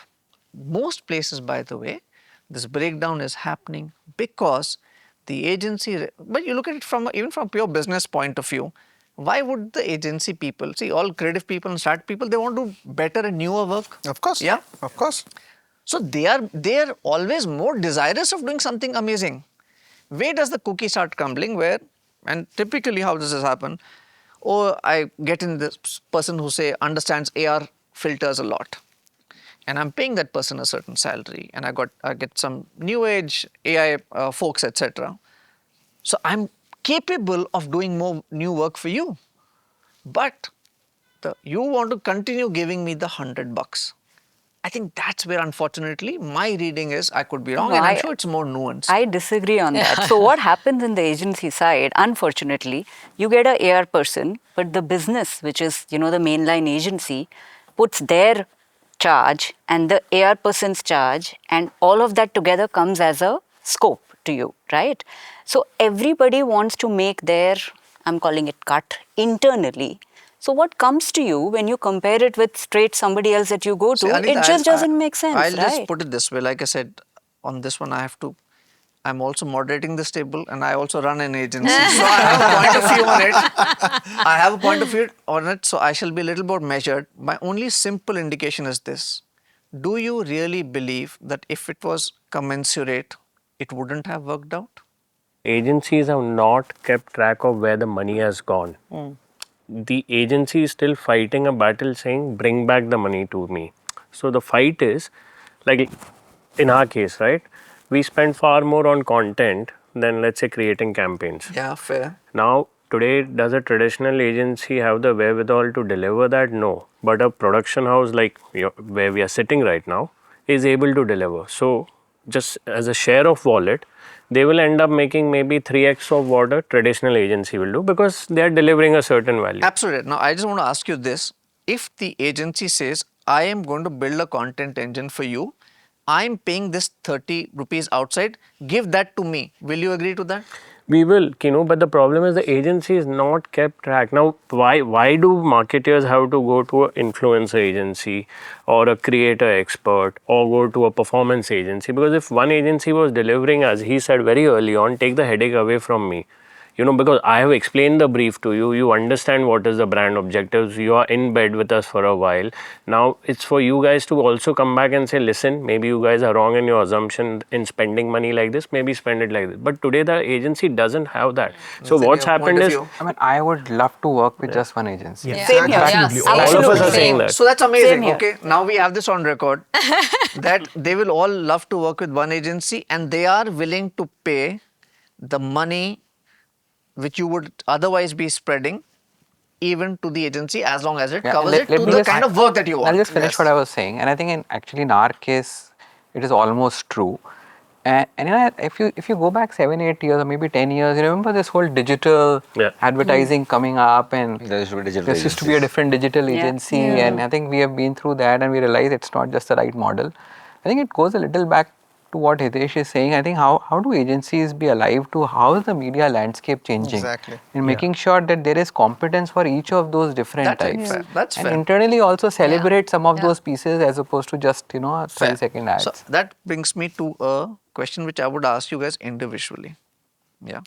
Slightly philosophical, but eventually I think it all related. How do you value an idea? I'll give you 2 examples. Okay, today let's assume you know that you pay, say, $100 for a film.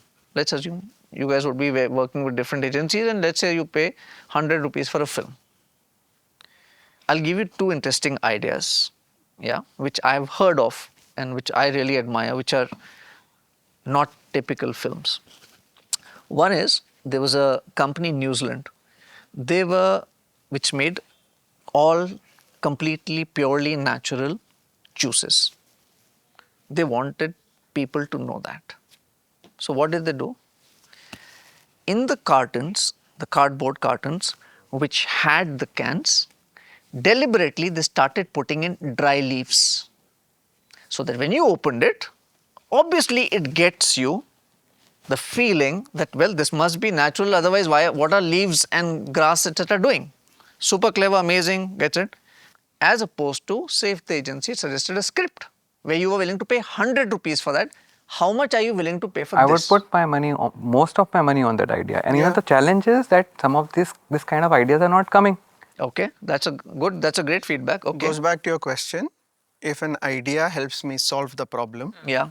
I will pay whatever it is. That's for it. brilliant. I mean, I think even if there was one takeout out of today's roundtable, we are saying that there should be no hierarchy to the ideas presented, which means just because of it's a film, it's $100, but something which is not as sexy as a film, but it's just an idea. It doesn't follow this thing. You guys are willing to pay $100 even for that, as long as it solves the problem. Kinu, just the point. I think there's an assumption that TV will get paid 80 or 90, rest will get paid 5 or 10 or 20, which is minimal, let's say. Yeah. Not in, it won't be in equal proportion. That's not the truth. Yeah, it's no when we longer are the sitting case. today, and I'm talking from a current example, a live example, we're working on a WPL campaign. We have 2 sets of partners we are working for various reasons, but the proportion is not in the way that you're talking about. It is not. So as marketeers, we are very well aware that, listen, these guys have worked on these ideas, because today an idea is, see, we've moved beyond TVC, So we have moved beyond TVC, and that is a reality, that we don't no longer say this is the hero piece, everything else is just add-on. We are rather focusing on what are those add-ons which are going to travel. 100% I agree. So therefore remuneration for add-ons is equal. So Yes. this is where I'm saying later on we can all go and see, because on one hand you guys do some part of it. I also cost regularly for projects. I have yet to come across clients who do that. I'm being very honest. Okay, we'll work together, Kino. Okay, so I've got a new business. I It think works for the me. Snap and equation Hindu have is a deal. more complex than a linear, that you Fair paying, point. And paying Kino, the just full one more money. point to add to in- your thing, right? Whenever, like you said, if you're paying 100 rupees for something and there's a beautiful idea of 20 rupees, which the agency brings, like say in Snap, we see there's a lot with AR lenses. Why doesn't the creative agency develop AR lenses, right? Yeah. That should be the model. If it was 100 and then they become 20 rupees, it should be equal to 120. Invariably, the 20 becomes 30. And then we need to say that should we work with this creative partner or somebody else? I think it's sort of also business prudence at the agency level, because they should have brought that cost to 20 and come to you. Because what happens is then they will go and scout for a partner who can actually do that for you, but that partner already exists at 20 rupees. So you'll obviously, the brand custodian, save that 10 rupees and go directly to that partner. So that's where it breaks. Fair. See, this agency client partnership, it is complicated, because I'll tell you another one of my personal pet peeves is this. And at least we don't do this because we don't behave like that, but signing non-compete clauses in my category. You can't pick up any other guy in my category, but I will have 3 agencies. So to me, how does this show that you are looking after how will they grow? Eventually, there are only so many categories. If you've already come in and you've said you won't work outside of my category, and you're dedicated to me, but I will have an option of agencies. So I think this needs healthy conversations, as long as both parties realize that they need each other. Yeah. Okay. Yeah. 2 things I would suggest, and I would really love it. One, if there's a healthy respect for each other, there is no power trip, and there's fair valuation to whatever the idea is on the table. 100%. I Yeah. think that's That the only thing that 100%. matters. 100%. Yeah. Okay, next one. So quick ones these will be actually. This is one of my observations. I don't know what you people feel about this. Is that on many social platforms, there are self-styled advertising gurus who have built nothing of consequence themselves, but they're fairly loud. Yeah. Across different platforms. And it's also a bit of an echo chamber, many of this. So how do you ensure that youngsters in your team don't get swayed by that, by the noise that's there on many of the social platforms? And how do you make sure कि guys soon low, but थोड़ा सोच समझ के करना वगैरह? Do you have conversations like that with your team? You don't have? I'm just curious. Give more example, Abhijit, on what you They all get it. Which names were you referring to? There are to lots of understand them. more. There are lots of them, but I'm saying you all are aware of it. I think it's a two-way process. Now, for example, a lot of youngsters in the team who are 23, 25 come in with 10,000, 20,000 followers of their own. They understand that medium possibly much more than I do, and they know what is tricks of the trade versus what. They know what is engagement farming versus authenticity versus So you consistency. think they have a sense? There is some sense of filter that they get of that fair. world, which is, Okay. and quite honestly, many times you learn from that. Okay, fair. I think the other that does exist, but there is also a behavior of getting swayed because someone has put an opinion out there. They feel, no, this guy knows his stuff. Yeah. That's at least what we've told teams is follow people for the content they put, Okay. not behind for the science that they say behind that content. That's well Or put. how this is being forwarded, or how great advertising. Just see, okay, someone is like that piece of advertising. Yeah. Make your own learnings out of that piece of advertising, because that piece of work is being shared. Yeah. Which means it's a decent piece of work. Yes. So look at that decent piece of work and make your own evaluation of it. Fair. That's Don't look okay. at evaluation. That's the only. I think the way at least we coach our teams is that what you're seeing today may not last tomorrow. So take out the crux of that and be ready for the next wave. Right? Okay. If you're not ready for the next wave, you might think this is reality, and we know that marketing will keep evolving. Right? It's not going to be this. If it's today, social, it's something else tomorrow. Right? So take out whatever you're seeing today, form your judgment so you're ready for the next wave, is the way I would put it. I think you can put a context lens to that, and then you will get to see that whether the content is making sense and what to pick up from there, and what to leave out. So I think for me, that's my 2 cents to my team is like see from a context lens and pick out what is required and leave out the rest. So that's It's a bit like ad awards, no? Like everyone would, I would think, in the creative field at some point look at ad awards with a similar lens. And I'm sure many people would be like, that's great to see for craft of, Yes. but learn whether it gave outcomes and then take it No, out. absolutely. But it's like a similar, I said, I'm just saying. our seniors spoke about it. All I'm just asking is whether you people speak about it in your teams, that watch out for what you Because some see of our on own this. work gets banned sometimes. Yeah. we have spoken about it. It's okay. Cool. Now, most of you have traveled across industries. Yeah. So you've a lot of, from doing hospitality to say hyper luxury right now. Except for Nitin, maybe. I'm the lazy Nitin's one. Must be the only guy who stuck to He's just traveled one. countries. Huh? He's traveled countries. He's traveled countries.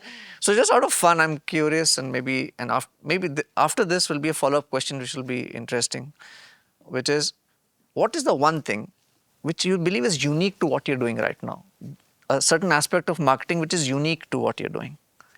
You can also give some funny aspects, and I'll tell you a funny aspect so that just to lighten the stuff is, so I heard the story from a filmmaker friend of mine. He was shooting a film for a travel agency. The casting was being done, and the story was about a group of people traveling to Europe or wherever it is, and the guide takes them here and there, etc. And at one point when they were going through the deck, so the client on the other side says, I'm okay with all your cast except your guide is not okay. So he says, why? So he says, no, because he's too good looking. And you have to understand that when my potential male customers see a good looking guide, they get scared. So therefore, I want very ordinary looking guides. That's just very random way of, but that's his reality. It's fun, but that's his reality. So either in terms of the way you connect with the audience or the way your industry functions, anything off the... I think for me it was I don't think I understood Gen Z enough, and this was going to be India's largest ever cohort in the history, like it could be roughly at 400 odd million. I felt uncomfortable not knowing them deep, and I still feel I'm just learning on a daily basis. It's not just the buzzword, it's also they think differently, they react differently, and they're going to be like 1 in 2 Gen Z are going to be in the workforce by 2035. So I thought I better understand this cohort before I become redundant, right? So for me that was a big driver, along with new technology like AR was new for me. Yeah. Right, so this is something, it's pushing me outside my comfort zone. Fair. And all of us I think are learners in whatever life stage that we are in, and I think that's what driving me today, and I'm uncomfortable. And that's what is driving me, that if I'm uncomfortable, I learn more. Nice. Yeah, anybody else, any other peculiarities? You've made a shift to something which is... So our players are our brand ambassadors, right? Yeah. And there's one story that we are trying to say from a brand lens, and there's a player behavior which is always under scrutiny, because they are content creators who are constantly churning out IPL content because they want eyeballs. Yeah. And with the eyeballs, they get the advertising revenue. So I just feel it's like a Truman Show, right? And they're just waiting for you to just sneeze or slip up, right? And I'm like, and now I'm in fact fed up with even the guy who shows the IPL matches. Basically, there's a production team, there's a BCR, there's a director. The director decides from the 20 cameras which feed I should show you in the second. 20 cameras are capturing. I think he's bored out of his job. Because now he's looking at cricket like a reality show. So player out हुआ, immediately owner नहीं owner का reaction क्या है? कैसे out हुआ उस पे focus नहीं करते. Out हुआ उधर क्या हुआ? So sport in that sense is peculiarly evolving in India to become actually a Truman Show, and that's something I'm very worried about. That's a great observation. That's a great observation. That's something that I keep pushing back to some people I can influence to say, please tell those guys you're actually shooting yourself in the foot. Yeah. You can't do this. You can't screw the product up because in the long term it'll hurt you. Yes. Pratik, you were saying something? No, I've realized that comments have very large negative bias. So, and this is peculiar for our industry, Amazon, us, Myntra. You might get 10 million orders, right? Okay, but there will of course be some hiccups in the 10 millionth and first order. But the comment will only be about the 10 millionth and first order, right? And it is so bad that whatever you put out, okay, if it goes from our account, whatever, you'll only see negative comments on the fact that some order has been sold. To such an extent that some of our leaders, okay, they are gone to meet some dignitaries, let's say UP government, they were putting some warehouse there, some investments being made. So UP government Twitter account also posted saying that, we met these people, they're investing. All trolled with, and UP government account tweet has been trolled with all negative comments. So they must also be wondering why are we getting a barrage of negative comments today. It's just because the nature of the industry we operate in. Fair. My joy in the beginning when I moved from the agency side to the client side was calling up the agency and telling them, logo chota karo. So Cool. One other thing, well, there are other things, but first thing which Nitin was excited to talk about. So how does Nitin AI fit in your life? I think still figuring, honestly, but it does need to be figured out, to be honest. And I think we are using AI right now for media planning. Okay. Not yet for content creation at You've scale. not reached the content creation No. So zone that as is something yet. which we are kind of still discussing and thinking about what's the best way to do it. Okay. Anyone else? We've released like very recently and logistical nightmare for us, but we actually worked, and that's where your competition is coming. That's why we are saying chase the money. So we created a 40-seconder at about 8 or 9 lakhs, which features the entire team. It's 95% real, I can say. To a trained eye, it will look okay, it's AI. But at 8 to 9 lakhs, if I were to traditionally shoot that piece, I would have spent upwards of 2 crores. And it would have taken And a you're month. saying this features the players? It features 18 players. Wow. With their resemblances. Wow. Without having to shoot them on chroma screen or anything. All delivered in 8 to 9 days. At 8 to 9 lakhs. So that is where I have realized that, okay, it's not just for talking, it's not just experimental. So I think because we wanted to experiment, we wanted to say, let's take a punt with that 8 to 10 lakh rupees. Let's see if it's not good enough, we won't put it up. It can't affect the brand, but we put it up and it's doing fairly okay. And suddenly, it's opening up a new revenue stream for us because see, everybody wants players' time and image rights. This is a way for me to give players rights, but not time. So, Fair. it's also evolving for us. So, suddenly AI makes that. And of course, the copywriting, the captions, any of your social content that you're doing. So, a lot of those things, press releases, all of that is becoming like instant. And what you would actually spend 4 hours, 8 hours, 10 hours maybe, as a team, you'll spend a day. So, it's a great start point. Yeah. And I think the great start point for us to say, okay, here's the first draft, iterate from here. So you don't take that as a final draft ever, but that's a great first point. So a couple of experiments we've done, and I think we're quite like going in the right zone. I don't know how long and how it will evolve, but it's doing a lot of jobs for us very quick. And it's very fast. I think to us, to media, I think I can talk about the media ecosystem.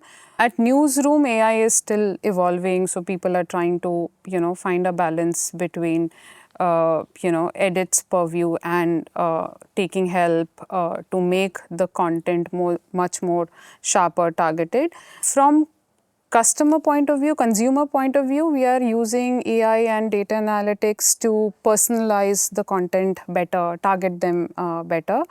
And from a marketing purview, I think, what is we are developing is how to create much more immersive experiences and, varied experiences among the audiences. So that's where we are in the journey.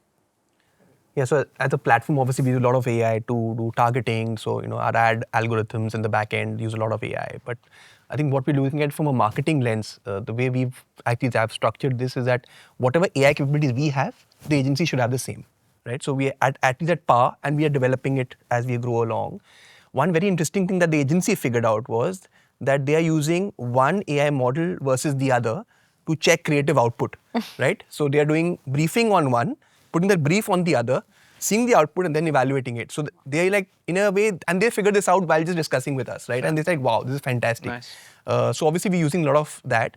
The other one which we're very excited about is actually GEO, which is Generative Engine Optimization. Yeah. Like and I feel as a marketer, this is going to explode, right? It's the same SEO equivalent which Happened 20 years yeah, back. almost 19 years back when I was at Google, people asked, what is SEO, SEM, right? And it's like, do people put money behind this, right? And today, obviously, nobody asked that. And I think that's something which, as marketers, we need to start thinking because a lot of the journeys will start there. Yeah. So how can we, from a brand building as well as performance, come up with, not be behind the curve, right? I think that's the interesting part, and that a lot of agency partners could help us with that. Sure. We Anybody do- else using it for content creation? So we are doing answer engine optimization in a very small way. We are experimenting, but we also realize that the further you go down the Rabbit hole. that part on that down that rabbit hole, what you realize AI will keep on getting worse because the more you try and manipulate it, because what does it do? It tries to collect answers from a lot of sources. So if you want to even do answer engine optimization, you have to figure out how do you do it at the source where it's picking it up from. So you're ending up manipulating sources, right? So we're trying to figure out how this evolves. That's one. Content. We do for a lot of content. For a lot of content. Content, we are doing videofication right Yeah. now. To be honest, catalog, a lot of performance marketing out there, we're trying to say if it's videofied rather than being static visuals. That's where we are. Long form content, we've experimented, we've not gotten the right output. Okay. What about you, Sundar? So for us, even on our app, for a lot of pieces, we've moved to AI. So like in the business that we are in, every occasion you need new stuff. Just the volume of it is so heavy. That part of it, it's just helped optimize a lot. Like you don't need to think for 100 days for Mother's Day, followed by this, followed by Valentine's, followed by whatever, right? It has helped unlock that a lot. On the video side of it, we've had 2 videos out, again for occasions. Our Independence Day video and our Christmas video were 100% AI. Yeah. And I think for everybody, it's just about learning. So for example, the Independence Day video was created. It had Myntra cues to it. But for example, the clothes on it were not available on Myntra. It's not customizable. Okay. By the time we came to the Christmas video, that got solved. So then it became about, as you're watching the video, whatever is there, you can click buy as real time as that. So I think we are in that process of learning that piece. But the technology is also moving so fast. It's and getting better. It's getting better and better. Now we are looking at it from a research perspective. How do you give, for example, like a very real problem that I grapple with is, we are a retailer. We are in fashion and beauty. Fashion and beauty requires newness every day because that's what consumers want. I want to look different. I want to look all that. But yet you have to be consistent because that's what brands Your brand is all about So you. there is this constant piece of struggle of every time, and you cannot be consistent with every abhi marriage ka season hai, whatever, right? So it is a struggle. We've actually used AI to analyze our ads to give feedback of that, because see, in our heads we also think of what is consistency. Is there a consistent tagline? Is there a consistent look feel? Is there a this? AI has looked at pieces which I thought was not consistent and said, no, Okay.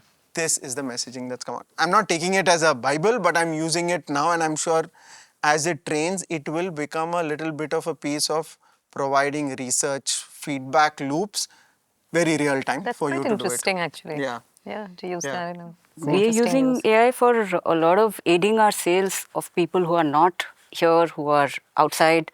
So there are these automated, walkthroughs, chatbots, and also for a lot of sentiment analysis, which helps us understand whether this customer is hot, warm, cold, and how do you kind of create content to respond to that customer. So it's not experimental really. It's worked well for us. So Super. that's what we use.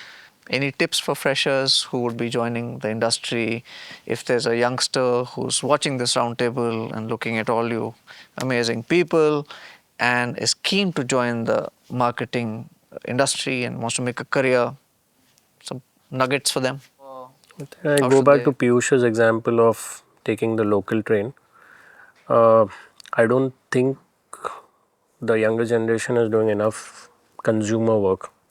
See, our foundation was working for FMCG brands where there was research was given that much importance and you were actually understanding what the consumer life is, and sometimes your best assumptions about the kind of work that should work didn't work with consumers, right? So that's where you learned, and a lot of insights were picked up at the consumer level. So doing a lot of consumer work, I think, is getting overlooked because everybody is so pressured by deadlines that seems like a luxury, but that luxury is going to keep you in business, and that's, I think, getting missed out. So for me, that's one advice I would give anybody who's starting out: as close to the consumer as you can be, asking around, as you said, in friend circles, parties, wherever you're traveling or otherwise. That's one thing I think we would put. Sundar? It would be similar, which is, I think they start at a leg which is higher from a social media perspective. What would have been for us going shop to understand what happens when they figure out a way to go from 1,000 to 5,000 to 10,000, and a lot of them do that. I think they are entering with a little bit of more knowledge around that part of it. From a communication, messaging, that perspective, actually they come in, and if the future is more digital and social, that they're clearly coming in with. But what that however works in an echo chamber of what they stand for and their followers stand for. When it comes to marketing or building brands, it requires a much more width of appreciation of consumers and people, which in a digital world, they are even more siloed. Yeah, true. All of, like most of them So your spend advice would time be to get them to explore Yes. outside their explore bubble. outside, and I am saying non-digital. Yeah. I think that is, in the digital world, they are very, but digital world tends to be lonely and bracketing at a certain level. It's a bubble. Explore offline. Yeah. Fair point. Good. Yeah, Rachi. I would say marketing is one such field where you can make whatever you want to make of it. So come with a very, very open mind, because it can start with a brand, it can start with performance, it can start with digital, and it can take you anywhere. So don't start being very specialized. We have people who come and say, I only want to do That's great influencer advice. marketing. Yeah. I would say the beauty of marketing is you can be anything. Be a generalist. Lovely. Nitin? No, I think firstly it's a great profession to come to. I think it's probably one of the very few professions which is a good mix of science and art. Yeah. And I can't think of too many. And many people will be coming in, will probably be coming with a more analytical mind. So how do you flex the the right side of your brain, the art side of things? So reading a book, watching movies, having passion for those things. And I think whenever somebody joins marketing, I tell them to spend a lot of time with the creative folks in advertising agency. So that kind of really then sharpens that muscle, which I think is quite important. Anitha? I think it's a lot of fun. So just come and enjoy yourself, but put in all the effort and the rigor that you need to, because without that, you won't get anywhere. That's largely for everything, but I think marketing, just the fundamentals are, having fun. That's what it is. Fun तो बगैर उसके कुछ नहीं होगा. No, two pieces. I think one Sundar only spoke about. There is an audience bubble which you are part of. So the people you interact with is not necessarily the audience. So please go travel, meet people, get to understand them, and you'll realize the bubble that you've been living in. That's one. Second is a marketing ecosystem bubble, which is to say marketing is the campaign that I saw. And the more the widely talked about campaigns, that's broadly what we need to do. They confuse marketing to be that ad campaign, versus marketing is actually trying to solve for some business problems. So how do you ensure that you orient yourself in that way, that it's not just a piece of creative you put out there, it's an actual business problem that you're trying to solve for. Super. Aparajita? I want to quote the CEO here, CEO of Hindu Group. He once said that, jack of all trade, master of none is better than master of one. So my marketing journey was not linear. I adapted, evolved, learned. So I think, pick up experiences, learn more, experiment more, enjoy the adventure, and that's what marketing offers. So. Super. Ankit? Yeah, I think my only advice would be that we live in a phygital world. People thought it's going to be only digital, but that's not true. Yeah. The real world is outside of digital spaces as well. So it's a mix of digital as well as physical spaces. My advice would be that study marketing fundamentals. Those fundamentals have not gone away, will not go away. They will evolve, of course, with media vehicles changing. Be ready for the next wave because you've not studied the fundamentals, you will not be ready for the what's next. We also don't know what's next. We are all trying. I think we've been in the most dynamic period on marketing last 15, 20 years. We've been fortunate to be in that zone where everything is getting digitized. But that'd be it. Study the fundamentals, study physical spaces. Like they said, go out in the market. All of us have done that. In the market, see what's happening, and then come back and report back. So that those fundamentals don't go away. Super. One last round would be a little different. You know each other now, what you guys do, right? So just ask the person next to you one question that you would want to ask them about their life. So it's just fun. Snap, ask Hindu. How's traditional media doing better? And maybe you can ask her something. So I would just want each of you to just ask one thing that's going on in your mind. कि यार उसके industry में क्या चल रहा है? I'm just curious to know. Yeah, I think just from that point, how do you keep the guardrail between editorial and the advertising content that is there? We hear those lines are getting blurred in terms of the media that we hear now. So just want to understand how does the editorial versus the ads part remain separate, or are they like merged with the business goals? Okay, it's an interesting question, and I have something on camera and off camera. Can we do the off-camera one now? Okay, so Ankit, for us, the line is very, very thick because, here edit is the custodian for brand and also the product. And one thing which is sacrosanct is the editorial independence and integrity. And, when you do not do balancing act and when you keep business separate, in the process, you will lose out. And yes, we have lost out. And in fact, I have some very interesting, examples and stories. In fact, one of the story is my editor's favorite. So when in 2020, Trump visited India, okay, every media, the mainstream media covered the glitz and glams of the visit. But during the same time, Delhi was burning. Yeah. The riots happened, people lost their life. And what we did was to report the riot and not Trump's visit on the front page.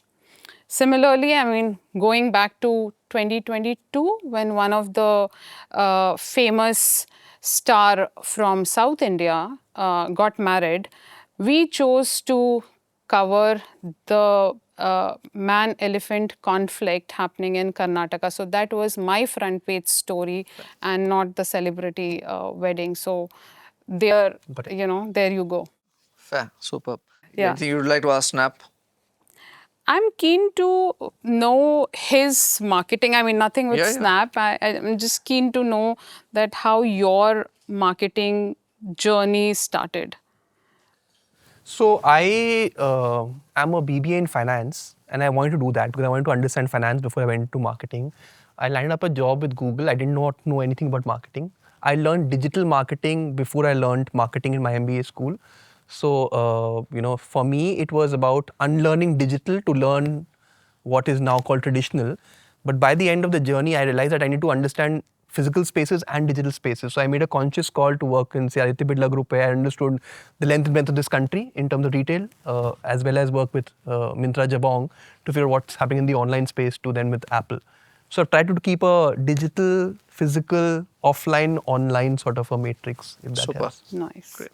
Pratik, anything you want to ask Anitha? Okay. No, see, traditionally, real estate players have used media in specific pockets, right? So if I have a project coming up, it's around that project in that geography. So then that brand is not really visible outside that geography so much. They're not really invested in creating their brand outside that particular geography. What we've also seen is now real estate players are moving cities. Like used to be really big in Bangalore, is now there in Bombay as well. Yeah. and someone else who is big in Bombay is going to Delhi and to Bangalore. But those brands don't exist there. Yeah. So now has the view on how you approach media and marketing changed? So it has changed when we were a startup, when we started around 8 years back or so. So our whole intent was to build the brand. Although we come from a legacy brand, we are new to the category.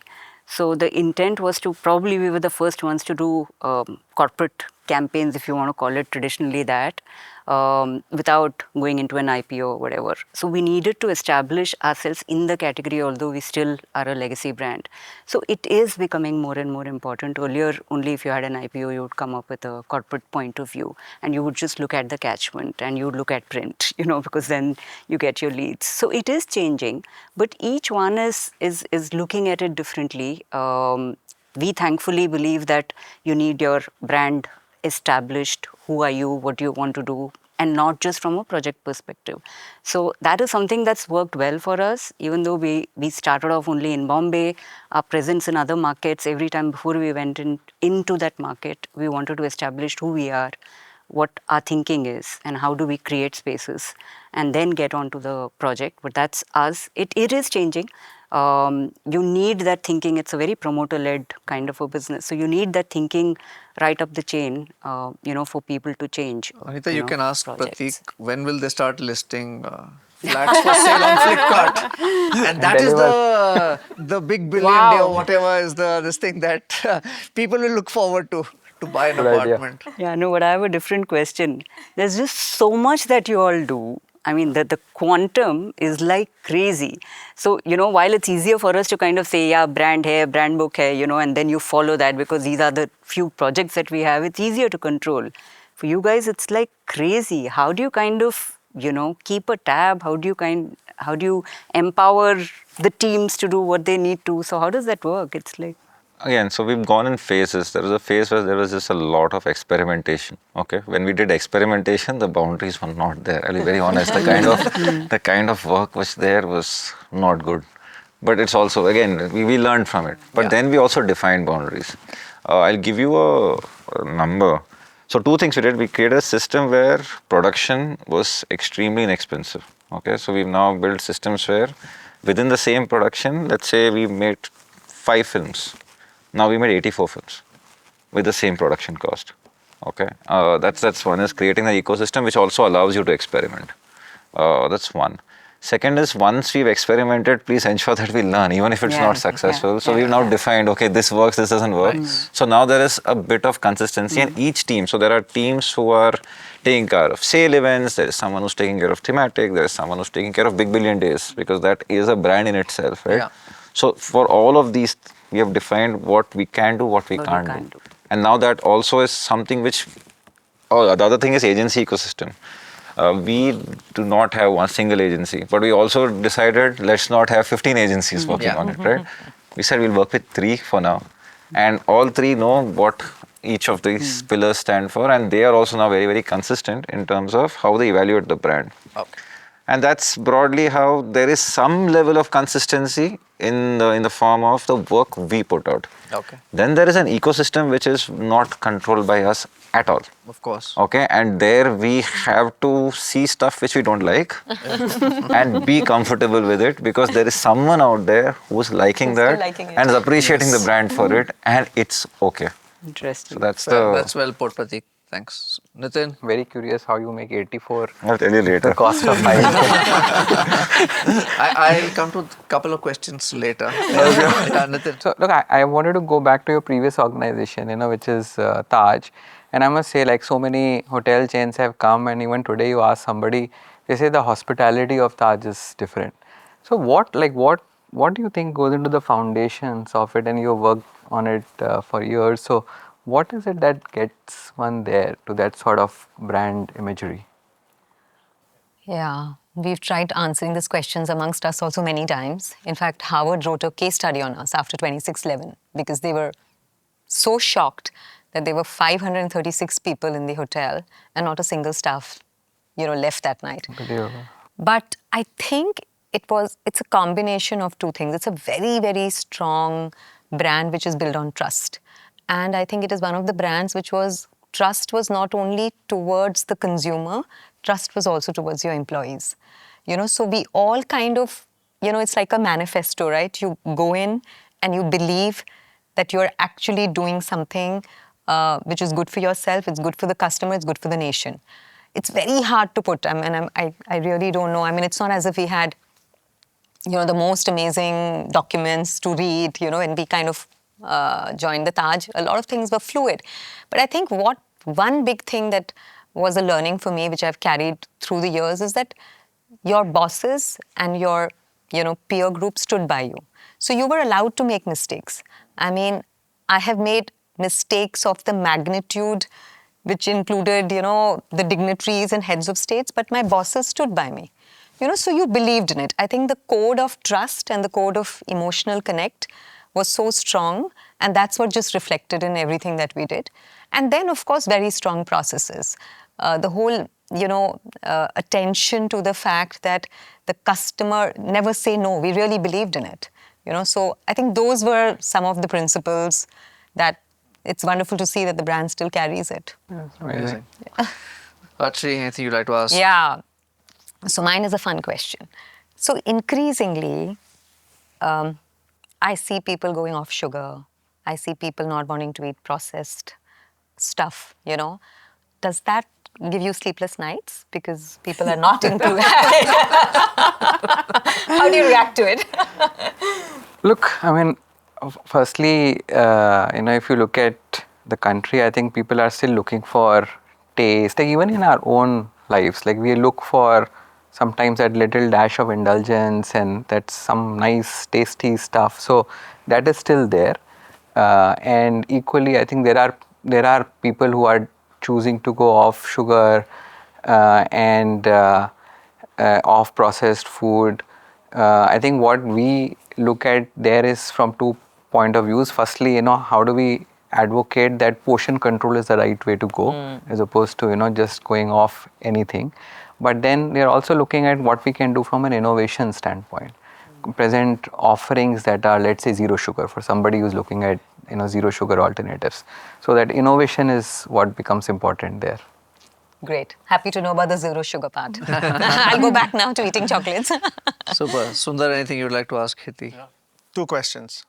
Question number 1. इस साल IPL कौन जीतेगा? Good question. Off camera, we can all do betting. Yeah. Let's move to the next one. No, for me the question is Mumbai Indians, the brand. Yeah. How do you create or do you even need to create a brand that is separated from its players and the heroes and their self brands? And how do you? Sure. Yeah. So I'd say this is because I launched the brand while I was at Ogilvy and then I moved to Reliance about 7.5, 8 years back. This is the only brand in the IPL ecosystem that wants and believes in doing marketing. So from the first year itself, we actually started investing in the brand and started building some values for the brand. We were the first brand to have, standing up for a cause and things like those right from our second season onwards. We've had stalwarts, and for a sports team, it's always like, does the team have any values and identity of its own, or is it only that you have player-led following? But very early on when we build the brand, what we've seen year on year is the brand valuation for MI has always been at the top. And we've always been the most valuable to that extent. Of course, there are different valuation agencies which do it for whatever end purposes that they do the valuation. But we've seen that it's always worked to invest in the brand, and I think that's something which has helped us in our moments of weakness. It's helped us transition out. We are not in a position today that, when I look at other IPL teams, and I do realize that they are dependent on certain heroes and for their identity, and I do think that when those heroes move out, what's going to happen? Yeah. We've seen 3 waves already, and I think Mumbai Indians has come across as a resilient brand. For us, the next chapter is we are now 7 teams, right, across cultures. And cricket is not as evolved in every culture. In US, it's still taking shape. Africa and, England and other places do have a bit of cricket. In the Middle East, there's more football than cricket. So there are different challenges in that. I think, again, doing the same playbook of investing in the brand is something that we are doing. Maybe just yesterday we were discussing, are any other WPL teams doing anything? And then the resounding answer internally was that none of them even bothered to do something for brand. So I think that's where we've been able to isolate the brand from the heroes. Nice. And it's not to say we don't value the heroes, but it's not like we'll use them as a crutch to build the brand. Nice. Yeah. My question for you would be, with the humongous amount of business and volumes that you all do, sales predominantly is what stays in a consumer mind. How do you build your differentiation and brand at scale? Because I understand by personalization you might be able to get somebody's attention, but is there even a brand vision to say that I should be the first name when it comes to fashion or anything like that? So how do you address that challenge? So there are 3 pieces there, right? One is, I think he spoke about it, which is the fundamentals remain the same. You want top of mind, you want consideration, you want purchase intent. Those exist. And the way to do it is for your brand to stand for something distinctive. So for us, the distinctive part is, while we are in fashion, functionally speaking, we are into what we would call mass premium and upwards fashion. We are not into all fashion. We are curated, so we will not have as much as some of the others. So there is an angle of, and where that basically comes in at a brand level is, we want people to become more fashionable than they are today, / be the fashionable person you want to be. So that is the slant of it. Sales would be an equivalent of capturing demand, performance marketing, etc. Whereas building the brand is where we focus. So for us, from an investment point of view, my BAU campaigns are much more than what my sale campaigns, for example, would be. Okay, got it. Cool. But I'm curious. See, this whole thing of millennial, Gen Z, Gen Alpha, and kahi maine padha, bichara Gen also in 20 days are going away, by the way. Now The there's Gen a new Beta, one. You're right. Beta is coming. Correct. It's so sad. They didn't even get their share of spotlight, you know. Their voice. Unlike millennials. So I'm just When they curious. have money, they will get it. I'm just curious. Have you seen, my reading is, I could be wrong, when you say Gen Z, a certain image comes to mind. Most of it feels very metro-centric, etc. Ki Gen Z behaves like this. If you can give us a little peek into your reading on how, say, a 18-year-old in Bhagalpur or in Tirunelveli behaves differently from someone in South Bombay. Yeah, I think firstly, if you look at Gen Z, right, it's everybody from who's today, like from 2013 onwards, right? So now even there is a 28-year-old Gen Z today in the workforce. Yeah. So people forget that Gen Z is typically the teeny bubbly sort of a visual which comes. Fair point. But there are 21 to 28-year-olds in our workforce in all our companies who are typically Gen Z, and they it's the universal code across the world, right, where they're using them as Gen Z. If you look at, are they different? For sure, they'll be different in different parts and pockets of the country because of the upbringing and the environment that they are in. Yeah. But are they at a better leveling field than what we were at their age? I feel they are much better equipped because of the digital revolution across length and breadth of this country, right? So they are definitely more in sync. Are their aspirations very different? I don't think so, because all of them want to achieve the best in life, which was not the case when we were growing up. We were like, if we survive, get a good job, it'll be good. Like, these people universally feel that just getting the job is not enough, right? It's about doing what you want to do. It's about doing good for the environment as well. So their thinking is slightly different. So to your point, in each pocket they're different. We see a lot of traction for Snapchat coming from Uttar Pradesh. Right? So that gives us confidence that there's so much activity happening across the length of this country with Gen Z. And to give you some stats, I don't want to throw stats, but if you look at it, this is the largest living cohort in India's history. So we did a study with BCG that estimates about 377 million users. If that also goes up to about, say, 400 million in the next year, today 1 in 4 is in the workforce. Yeah. By 2035, 1 in 2 Gen Z would be in the workforce. So from that point of view, their aspirations are very similar across the board. They don't have that much divide between the metro and non-metro now, which is great actually for this country. Okay, fair. The other thing, but there is a gradation there. Okay.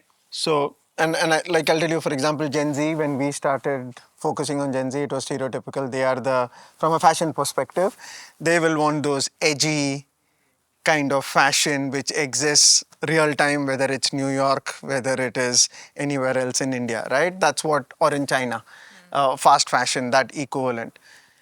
That out of possibly the 377 million, that is possibly 10-20 million. Right? Very early we learned that Absolutely. a lot of the next levels were not aligned to this. What is universal is them going against status quo in their context. Yeah. That is very heightened.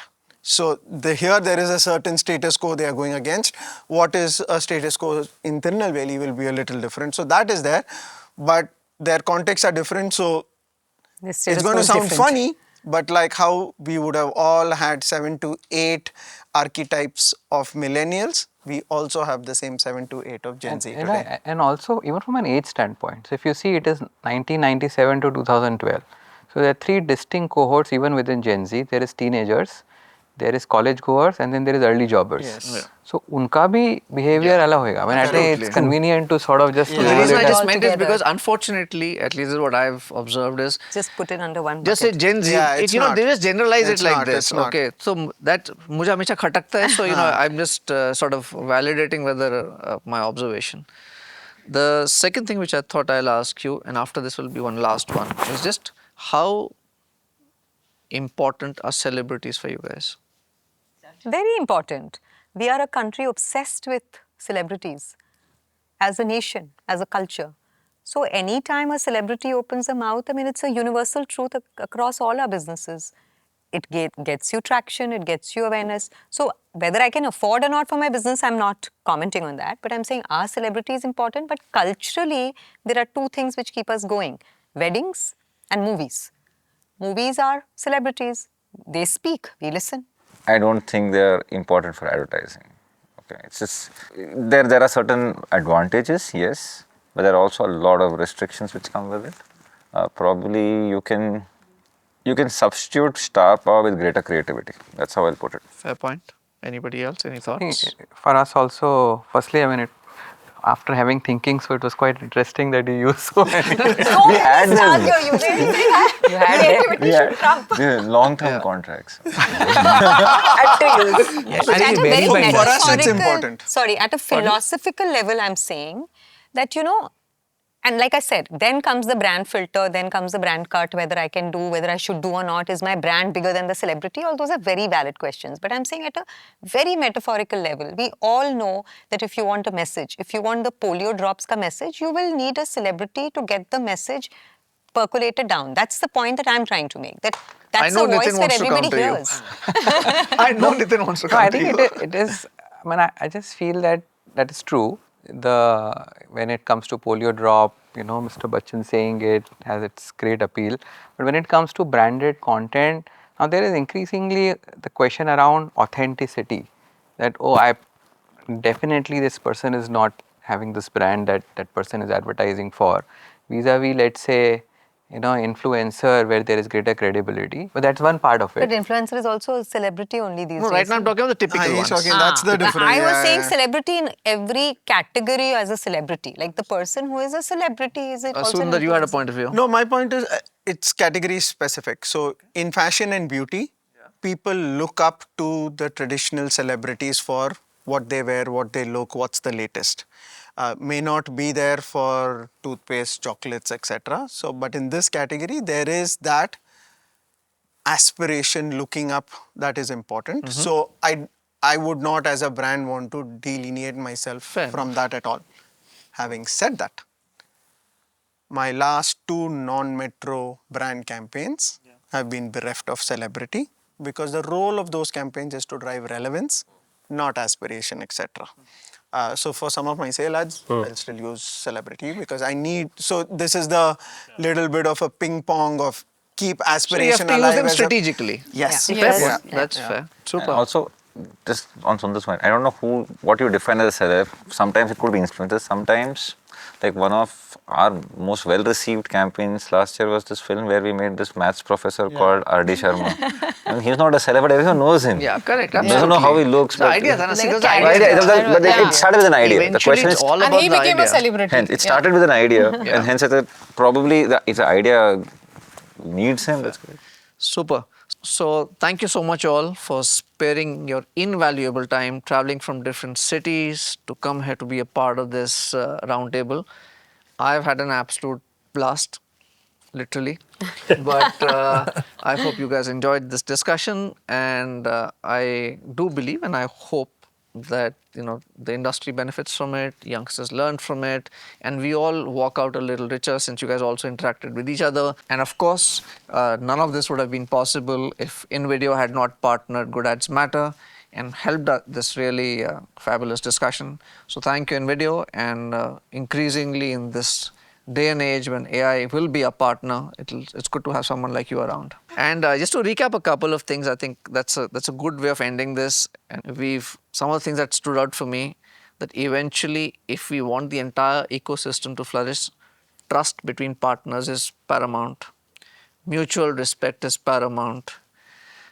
Commensurate remuneration for the idea on the table is paramount. There will be no hierarchy in this new world era of value on ideas. TVC is no longer the only hero. TVC is no longer the only vehicles. Communication vehicles are in different forms and sizes. Influencer marketing works. is what you Influencer will say. marketing works. As much as he hates it. As much as you make it work for yourself, for your brand. But yeah, thank you so much. And it was a privilege having all of you over here. And thank you once again. Thank you. Thank you. Thank you so much. Thank you very much.